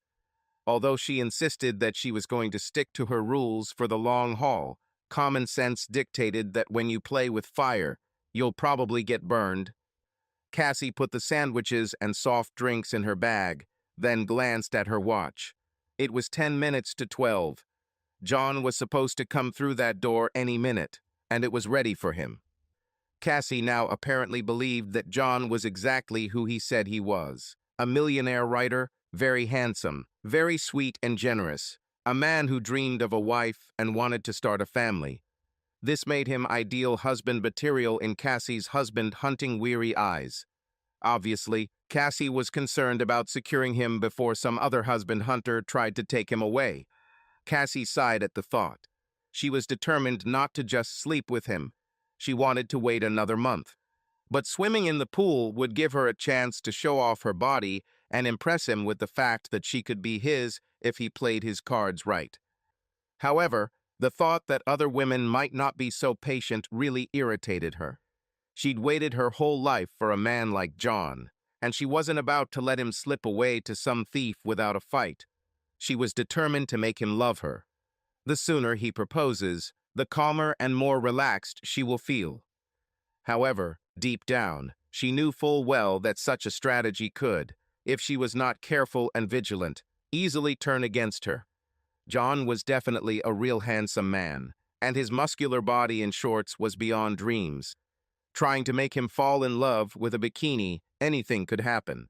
She'll just have to control herself and try not to get too excited. Doorbell. She listened to the sound of her high-heeled sandals clicking on the tile floor as she walked towards the door. She started to sweat. On the other side was someone who could be the man of her dreams. She glanced sideways at the mirror in the hallway. Her huge breasts pressed hard against her tight top, highlighting her large nipples that stuck out through the thin fabric. From the side, part of her breasts was clearly visible. From there, she could see her hips jutting out, making her look super sexy and very hot. At this time of day, all the other residents of the condo were at work, and the pool was usually empty until 6. She will no doubt be left alone to show off her sexy body to the new man in her life. She opened the door and saw his eyes widen in admiration. He froze at the sight of her divine body, unable to close his mouth, from which his tongue was sticking out. She laughed. "Come on, come in. Don't stand on the street with your mouth open." She pulled him inside by the hand and then slammed the door behind him. "Okay, I showed you mine. Now show me yours," she said playfully, tugging at his shirt until he took it off. Now it was her turn to let out a traitorous sigh. He was beyond handsome, with ripped muscles and a dreamy, muscular figure. He was absolutely great. "Now pants," she ordered. "Wait, you have panties under your pants, right?" "I know that, but it's up to you to find out." She frowned in mock indignation. "John, you shouldn't tease me like that. Like I said, yes, I'm curious to see most of you, but I'm not ready to make love until a few weeks, maybe months, have passed. You're wearing shorts, aren't you?" "Yes, in shorts." "Great, then take off your pants." He did as she asked and tossed them aside. She was amazed by his sexy thigh muscles. He was just a dream. "I'm quite handsome, huh?" "Yes, John, you're quite handsome and I'm quite pretty. So can we go to the pool already, please? Can't we stay here for a bit, maybe get something to drink first? And tempt fate, it wouldn't be wise for us to just be here alone, teasing each other, dressed like this. At least at the pool, in a public place, we'd be forced to behave. However, if you want, I'll allow it." You have one kiss on the lips here in my condo." She raised her arms and wrapped them around his broad, inviting white shoulders. "Okay, Johnny, kiss me." He moved closer, his chest softly brushing against her impressive breasts until he felt her nipples dig into him tightly. She felt it too and let out a slight moan. "You have all the skin. Where should I put my hands?" he asked. "Put them wherever you want," she said boldly, "as long as you remember that it's just a kiss." He decided to place them carefully at her lower waist, where his fingers could linger on her glistening buttocks. "Well?" she asked, her anxious lips waiting for him to conquer them. He deliberately delayed time, wanting to enjoy the moment. He then allowed his hands to slide further down her buttocks as he slowly pressed his mouth to hers. She raised her hands to his cheeks, squeezing them, holding them, before finally releasing herself, smiling until she pulled his hands off her buttocks and opened the door. "Can't I get one more kiss?" "When we're dressed like we are now, there's no such thing as just one more kiss," she explained. "Until now, we are playing with fate too dangerously. Let's stop before we lose. Here, bring us our lunch." "You really have a way of ruining the mood," he whispered as she led him down the hall, then down the stone steps, where the brilliant Texas sun was already falling on them, washing over their excited bodies. "Sometimes the only thing that can save a lady in distress like me, or an overexcited knight in shining armor like you, is when the mood gets ruined. Come on, we can kiss by the pool. At least there'll be a lifeguard there to keep us from drowning in our passions." The next 2 weeks passed unbearably slowly. John drove to Dallas every day to see Cassie early in the morning and join her for an easy morning run through the park and downtown. After that, they always had breakfast in a cozy bakery, where John and Cassie enjoyed the heavenly pleasure of enjoying each other, without ceasing to talk. They treasured every moment they had together. He took her everywhere, to cafes for lunch during the day and to chic restaurants in the evening for dinner. Sometimes they went to the theater, sometimes they danced. He forced her to close her store for the entire 2 weeks, paying her in advance for the supposed 10 working days so that she would not lose a penny. During the day, they either had a picnic in the park or went to the museum. Sometimes he took her to the lake, where they walked along the shore, sat on boulders, kissing, or jumped in the water, as she did when she was a happy child. And yet, despite so much fun and light romance together, his conscience never gave him a moment's peace, warning his confused and wounded mind that he was winning Cassie's heart at an alarmingly fast rate and filling her head with fantasies of, for hinting at how much he loves Christmas weddings. As a married man, he would not have been able to propose such a wedding to her, unless, of course, he had committed the cardinal sin of marrying 2 women at the same time. While on the cruise, Stacy was on standby and Marcy was out of sight and out of mind, allowing John to spend every free minute of those 2 weeks with Cassie, throwing compliments at her constantly as if they were temporarily activated grenades. Such grenades exploded in her anxious heart and mind until every ounce of resistance was gone. When the 2 weeks were up, she finally started to break down. Their whirlwind romance had driven her sex-hungry and loving body into a corner, to the point where she was no longer sure how long she could hold on. She was ready to give herself completely to him, and that included her mind, soul, heart, and body. All he could do was say that he didn't want to see her anymore, and then tell some crazy lie, like that he preferred men. He imagined himself doing just that for a moment, but when her rich velvet voice sounded so seductive in his ears, all he could think about was her long, silky smooth legs and her hot thighs. The image of her perfect, round buttocks was also so enticingly imprinted in his mind. "I know what you're thinking," she suddenly whispered. "What am I thinking about?" "You're thinking about making love to me." "How do you know?" "Because I'm thinking about the same thing, about making love to you." He froze, his mind screaming at him to do the right thing and leave her before this physical connection bound him to her forever. If he was going to lie and say he was gay to get out of the relationship, now was the last chance to do it. "You're not saying anything," she whispered sensually. You somehow stunned me with your last statement. It means you're ready, you know? A woman never reveals her intentions.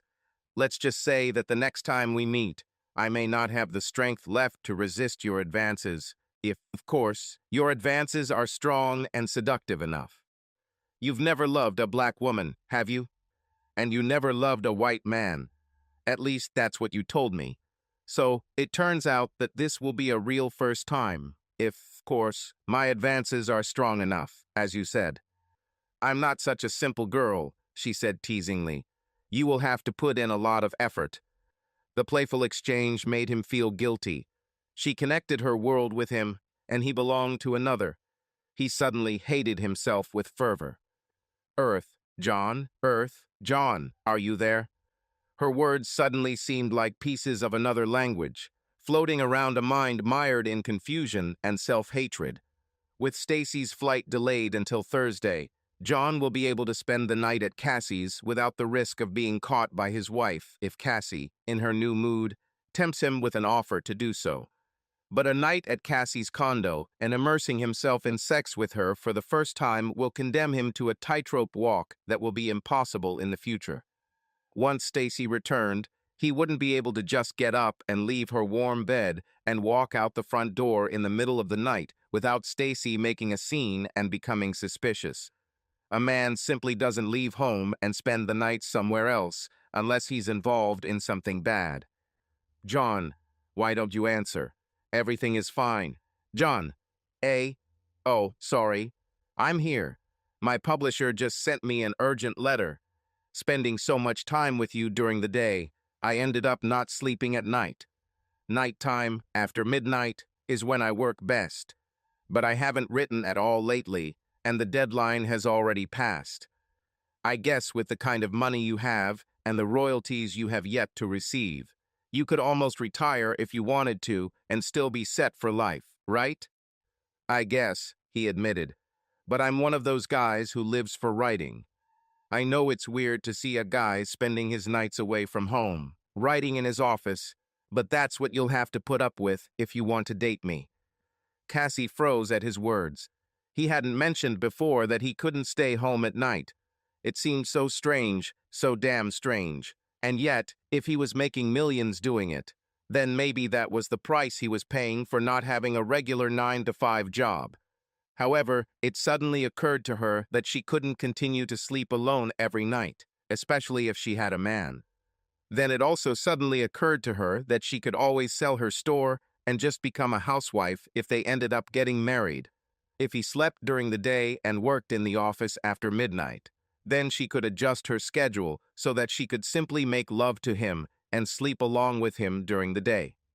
But you didn't sleep during the day at all during those 2 weeks when we met together, Cassie suddenly blurted out, trying not to seem suspicious. Because, as I said, I was so happy and excited to meet you that I stopped writing altogether. But I need to start writing again. Alarm bells were now ringing in her mind like loud sirens. Did he say he couldn't be home at night? It didn't make sense. But she decided not to try to understand everything at once, but to simply test him by making him suddenly find himself in a difficult situation. Does this mean you won't be able to stay the night if I suggest it one day soon? One day soon? How about tonight? Her heart was now pounding like a jackhammer. She made the invitation spontaneously without thinking properly. This was not how she imagined their first night together. She hoped that it would happen more spontaneously, that the offer to spend the night would come as an unexpected surprise. But she was suddenly desperate to find out if he would agree to give up such amazing sex because of some stupid book deadline. Besides, her proposal had now driven him into a corner. If for some reason he couldn't stay at her house for the night, then her proposal would reveal that. She still trusted him completely, but a test like this would prove who he really was once and for all. She waited on the other end of the phone line, holding her breath. I'll come, of course, he said. Is 8 in the evening appropriate? Do it at midnight, she whispered. Come in your swimming trunks and meet me by the pool. We can kiss, hug each other tightly, and we can tease each other, and then when we can go up to my apartment. And, John? Yes? We will make love all night long, and in the morning we will have breakfast together in bed. So even if you thought of trying to sneak away from me at night, you will stay in my arms, right? There's no place I'd rather be than in your arms all night, he replied seductively. Okay, she whispered back, her thick nipples hard and tingling with the arousing thought. Because that's where you'll be, naked in my arms. Are you sure about this? He said. I know you. I'm so sure I've already officially started taking the pills, she said seductively, almost mockingly. She swallowed the second pill and then wrote it down on her calendar. She wasn't supposed to take it until the morning, but since she had just started taking the pills, she didn't want to risk it. Getting pregnant now without getting married would be a real disaster. Plus, Cassie had always imagined that she wouldn't get pregnant until at least 3 years after the wedding. The 3-year honeymoon period of hot sex was always easier to achieve without a baby on board. Her man arrived, and she saw his car pull up to the visitors section. She checked her fresh coat of sparkling red lipstick in the mirror, then admired her bikini body. She walked out the door and felt the crescent moon shyly illuminate her dark chocolate shoulders, but a million stars shone brightly, illuminating Cassie's hopes and dreams and reflecting brilliant light off her long, curly locks. Tonight was supposed to be their night, and there was nowhere to retreat. There was no one else at the pool except them, and gently swaying branches obstructed the view from the windows of other condos. There were certain nooks and crannies in the pool area where it was almost impossible to see what they were doing from the upper floors. Let's go into the water, she begged, but stay at the deep end on the right side. No one will see us from there. He did as she asked, slipping into the water and shivering as the cool water cooled his flesh. Damn, it's cold, he said, shivering. Don't be a baby, she countered, giggling. The water is actually quite warm once you get used to it. He crouched down to completely immerse his head in the water, wanting to finish this quickly. His head came up with a splash, and when he stood up, the water ran seductively down his six-pack abs. Are you sure we can't be seen from the windows from here? He asked. Absolutely, she replied. They then hugged tightly as they walked up the steps leading to her place. They were two people madly in love, and they both knew it. Once inside her apartment, he picked her up and stretched her body out on the bed. The rising morning sun playfully filtered through the half-opened curtains, cutting a streak of bright light through the shadowy bedroom, illuminating the darkened corners and warming her naked skin until she began to stir from a contented sleep. She pressed herself closer to the man of her dreams, pressing her back tighter against his muscular body and squeezing his hands tighter on her large, full breasts. He suddenly woke up, his gentle yawn releasing warm, sensual breath onto her neck. You were incredible last night, he whispered to her, aware that they were still spooning together. Opening his eyes, he looked with admiration at her curvaceous form in the mirror of the dressing table. I don't know about me, she replied. All I know is that I was in the sweetest heaven all night long. It was the best sex of my life. Stacy Haskins looked down at San Antonio International Airport, her short blonde hair styled to one side of her pretty face. She freshened up her lipstick and mascara in the compact powder mirror. She wanted to look sexy for her husband, who was expected to pick her up any moment after landing. She asked her parents over the phone to babysit Marcy for an extra day, and they were very happy to do it. Stacy wanted John all to herself for the next 24 hours. Her desire to have a child was overwhelming and intense. In her opinion, this would give their decrepit marriage a new impetus. The pilot now began his final approach, and the plane tilted to the left, giving her a better view of the field of hangars and the distant lights that told her she would soon be home and in the arms of her husband. Being without him for 2 whole weeks was long enough, but the other 4 days added due to the lack of flights out of Florida left her feeling anxious and overstimulated. She remembered how much her pregnancy with Marcy had affected her the last time. Literally overnight, she went from having sex once a month to once or even twice a day. Plus, having a child would give Marcy a much-needed sibling. John asked her to think about it, about the possibility of getting pregnant again, and she promised to think about it while she was at her sister's wedding.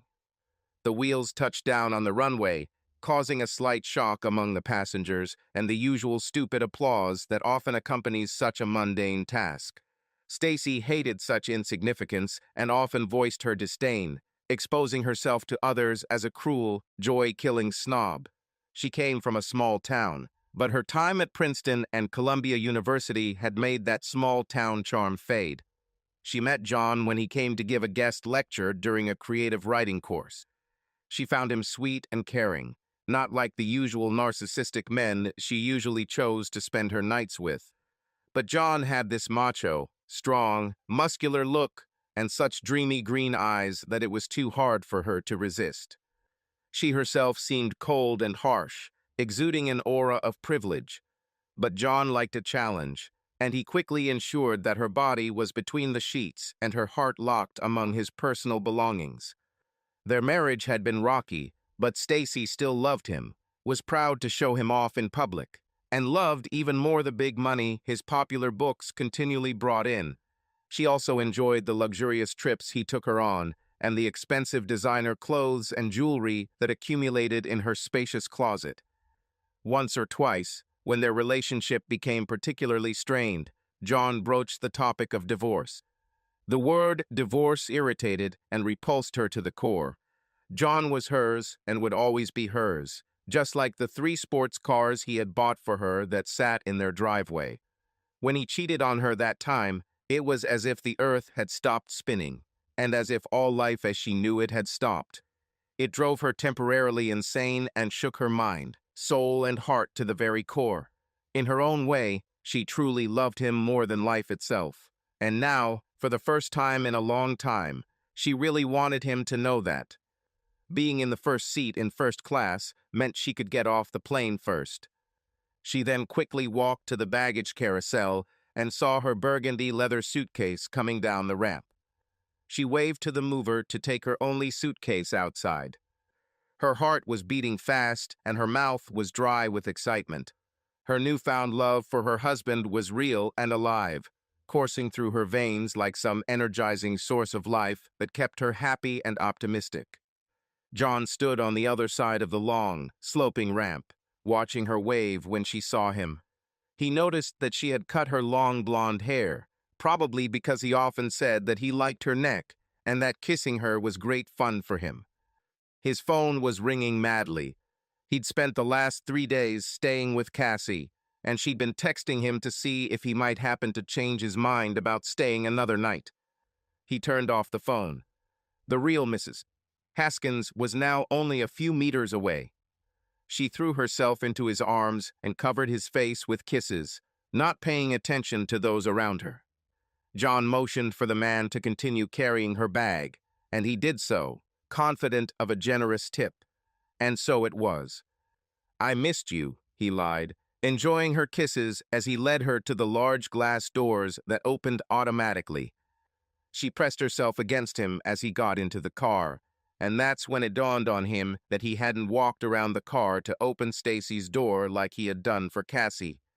"I can't wait until we get home," she teased. "You, of course, received my letter that I finally agree with you about having another child." "I got it," he admitted, trying to seem inspired. He wasn't sure of his feelings, knowing only that if he hadn't had an affair with Cassie, today might have been the happiest day of his life. Cassie sat on the couch with her knees pressed to her huge breasts. Her desperate attempts to get John to come and spend a 4th night went unanswered. She was desperate to discuss with him personally what she had learned from the doctors after he left for San Antonio that morning. The doctor explained, to her horror, that birth control pills usually don't work on day 1 as she thought. They could take several days to accumulate in the system before they take effect. The doctor did not guarantee that the pills would work so quickly, only that they might not work. Cassie was now shaking with fear. She hadn't properly researched how to properly use those damn pills before she started taking them, and now there was a chance that she would become a mother against her will. Crap! That was all she could say.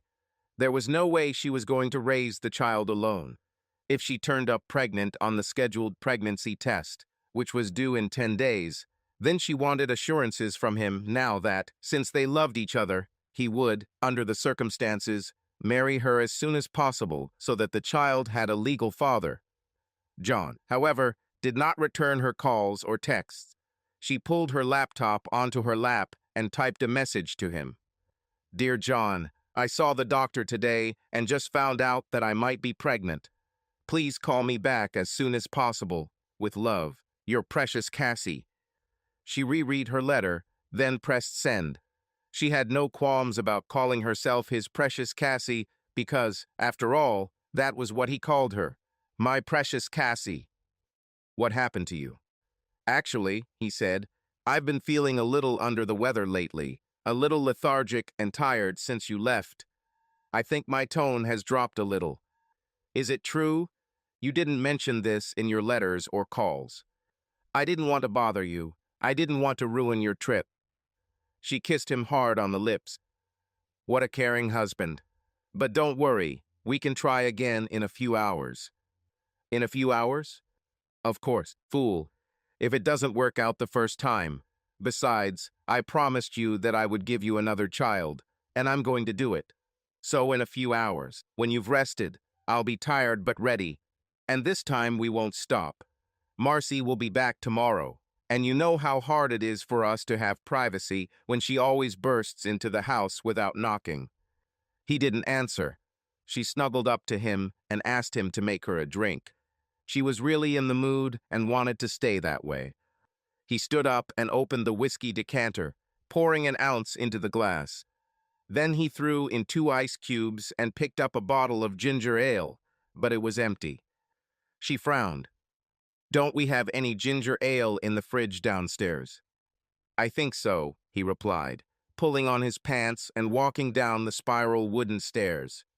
Stacy felt great after their amazing sex, and she lay back on the bed, propped up by a few pillows, and dug through her purse on the bedside table for her phone. Normally, she would just use the house phone by the bed, but John had turned it off earlier before her trip so he could use it in the office. She sighed as her phone suddenly blinked, indicating that the battery was low. She hadn't thought to charge it during or after the long flight. She was so focused on making love to her husband that she hadn't yet called Marcy to say hi and let her know she was back. She then began rummaging through her husband's pants and found his phone, but it was turned off. She turned it on and was relieved to see that it was fully charged. She was about to dial Marcy's number when the phone suddenly rang. She made a face when she saw the new number. She regularly checked her husband's phone, keeping an eye out for obsessive, wide-eyed female fans who hounded him for an autograph or a date. She and her husband often laughed about it, and he assured her that they had simply gotten his number from one of his disillusioned former publishers who was trying to get him into trouble. She was confident that he would never cheat on her again, so she wasn't too concerned. In addition, to convince her of his honesty, he allowed her to copy all these fan numbers, only she did not recognize this number. Cassie Devereaux. Cassie Devereaux? She shrugged and pressed the answer button. If it was one of his empty-headed fans, she would simply tell them that John was happily married. This was usually enough to scare them off. Hello? I'm looking for John. John is here, but he is busy at the moment. May I ask who is calling? Cassie's heart began to beat faster. She didn't expect to hear a woman's voice. Who is this? His sister, his housekeeper, asked Cassie. Stacy began to realize that something was wrong. This is his wife. Who is him? His wife. This is impossible. John is not married. It's strange, because I'm wearing his wedding ring. I'm Stacy Haskins, his wife. Both women fell silent, trying to rethink the situation. Stacy had encountered calls like this before and could explain them away as stupid fan calls, but the number was already in John's phone. John must have known this woman to put her number in his phone. But if he knew her, why didn't he tell her that he had a wife? Why hide it? Cassie gathered her will and continued. Are we talking about the same person? About 6 foot 2 inches tall, very muscular, with a little thinning hair at the top, green eyes, usually with a little stubble, drives a blue BMW and has a cute Mickey Mouse tattoo at the end of his lower back, right on the edge of the left buttock. Have you seen his butt? How did you two meet? I met him 3 Mondays ago in Tuscola. Stacy began to shake. Is this some kind of cruel joke? Cassie felt tears suddenly flood her cheeks.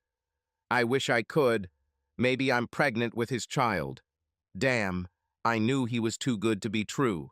I just knew, just like everyone else. Dirty, sneaky liar. Used me for sex. Promised he loved me and that one day we will get married. Stacy felt her world crumble, but her curiosity was piqued. What do you look like? She asked. Who cares what I look like? Just please tell me. Are you tall and skinny? Yes, tall. I have a narrow waist, but I'm curvy, with wide hips and round buttocks. You want to know what attracted him to me, right? She spoke sharply. You want to know what I have that you don't? Something like that. And your hair, blonde, like mine? Blue eyes, too. We black women are not born with blonde hair or blue eyes. Oh, black. Very dark, like chocolate. Like chocolate. I can't believe he did this to me, made me fall in love, gave me hopes of marriage, and possibly got me pregnant. Damn that bastard. It's not the first time he's done this, but it will be the last. Goodbye, Cassie.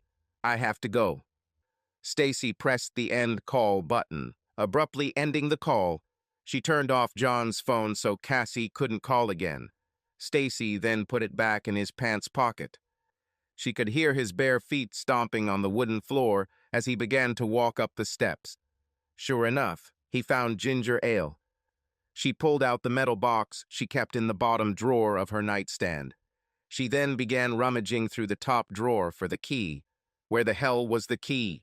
John was about to enter the room, leading with a look of pure snow, but Stacy knew better. Honey, could you bring some more ice? There's a lot of ice in the thermal container, he said, being only a few steps from the door. No, I accidentally knocked it over. Can you bring some more? Okay, honey. I'll bring it now, he said when she hid the box under the blanket. Her unstable mind, coupled with his reckless infidelity, had already landed her in a mental hospital once. She no longer controlled herself, but simply allowed her sinister anger to push her fragile mind forward. He placed the bottle of ginger ale on the nightstand and walked out into the hallway again. I'll be back in a moment, he said as his footsteps receded along the upper corridor. She pulled the box back into her lap and fiddled with the lock to open it. Key, damn key, she whispered, rummaging through the top drawer again, trying to find it, as her whole mind began to experience painful confusion. And then she remembered.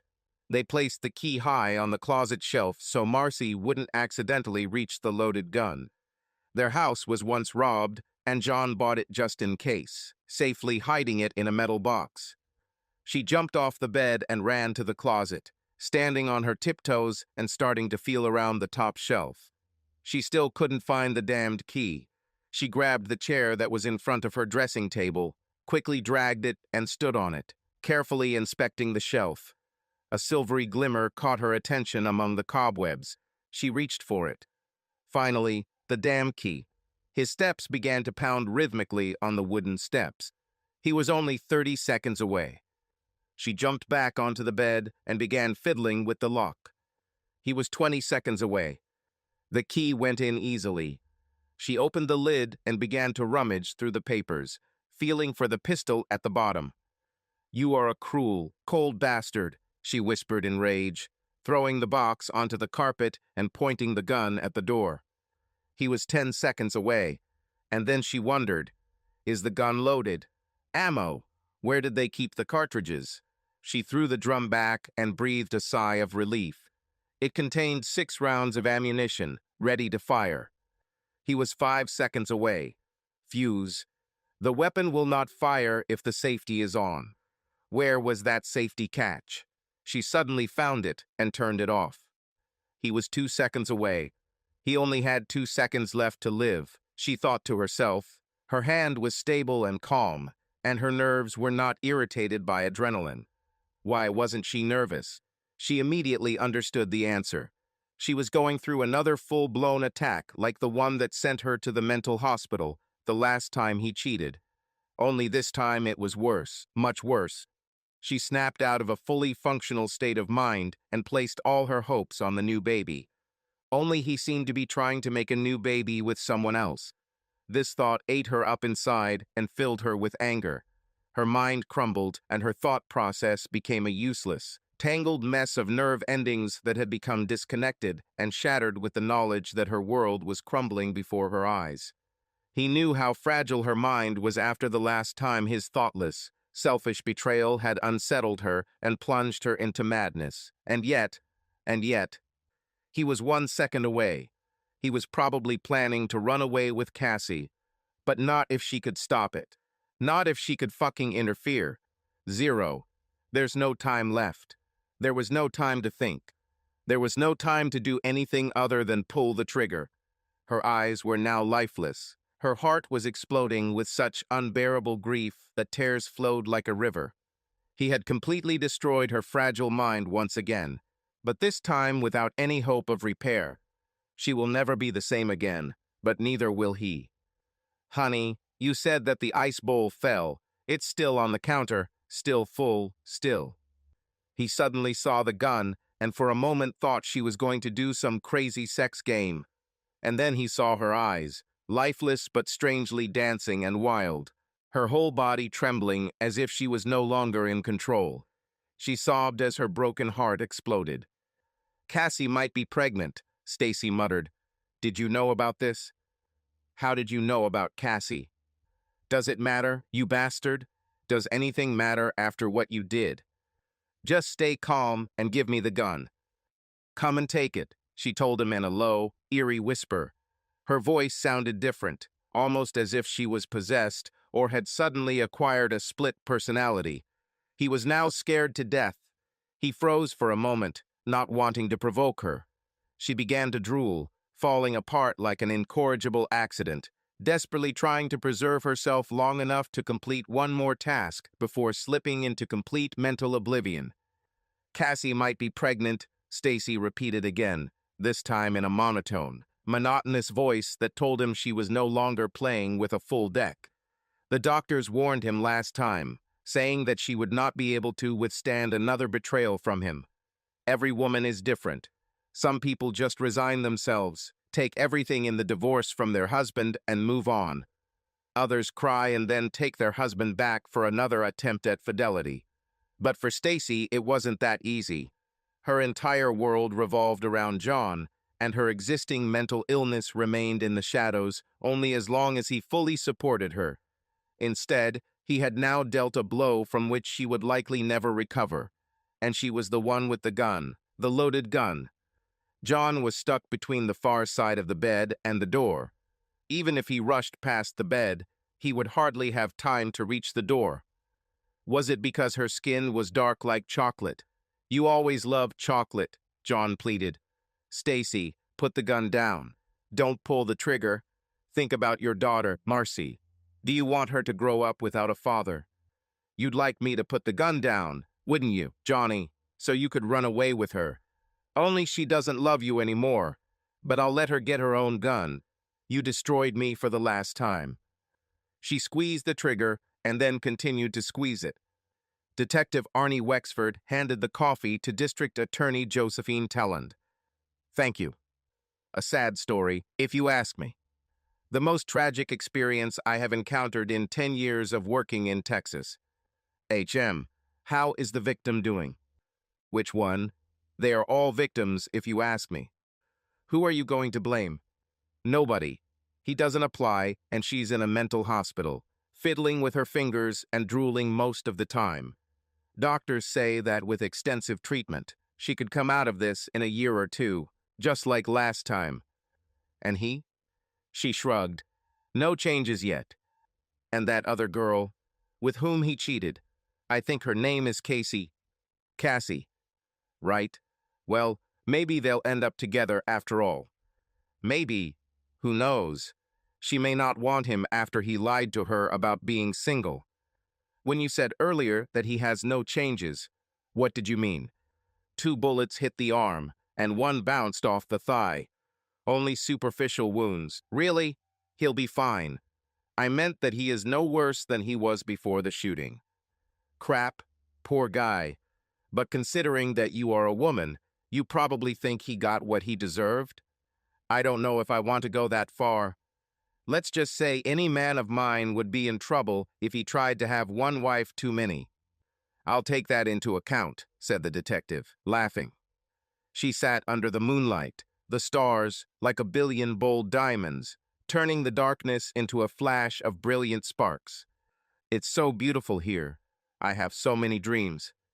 I'm really sorry I got you into this, Cassie. I don't, she whispered. It breaks me inside that you lied like that. Obviously, you wouldn't have been able to marry me if she hadn't done what she did. Now you can file for divorce and get it pretty quickly. In 6 months or a year. And your daughter, what's her name? Marcy.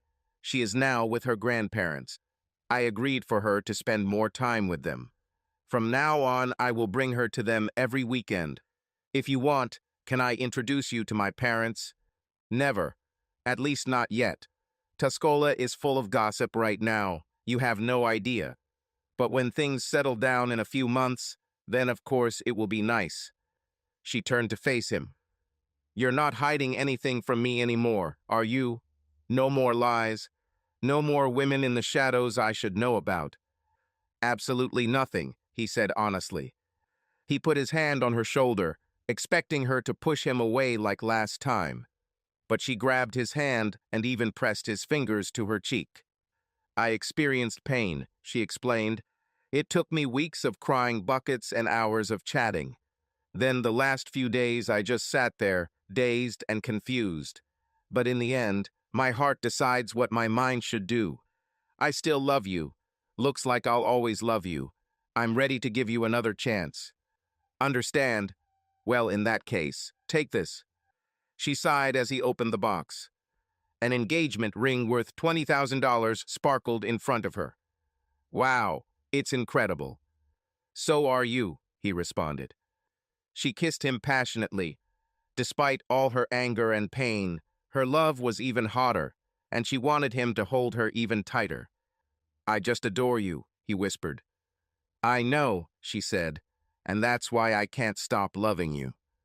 I never knew it was possible to love someone so much, he said honestly, his eyes burning with desire as he looked at her stunning, curvaceous body. You know, as it turned out, I'm not pregnant. God, what a fool I am. With everything going on, I forgot to ask about it. One day, when everything settles down and I become your wife, we can have a child. But for now, wear this, she said, handing him a condom. So for now, I'll make love to the most special future wife in the entire universe. As long as you remember that 1 wife is too many. Lesson learned, he promised. He was determined to make all her dreams come true.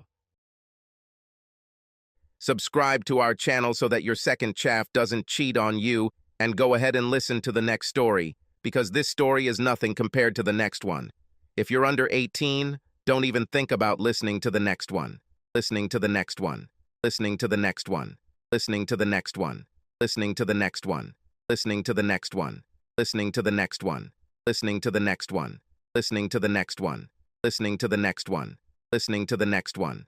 Listening to the next one. Listening to the next one. Listening to the next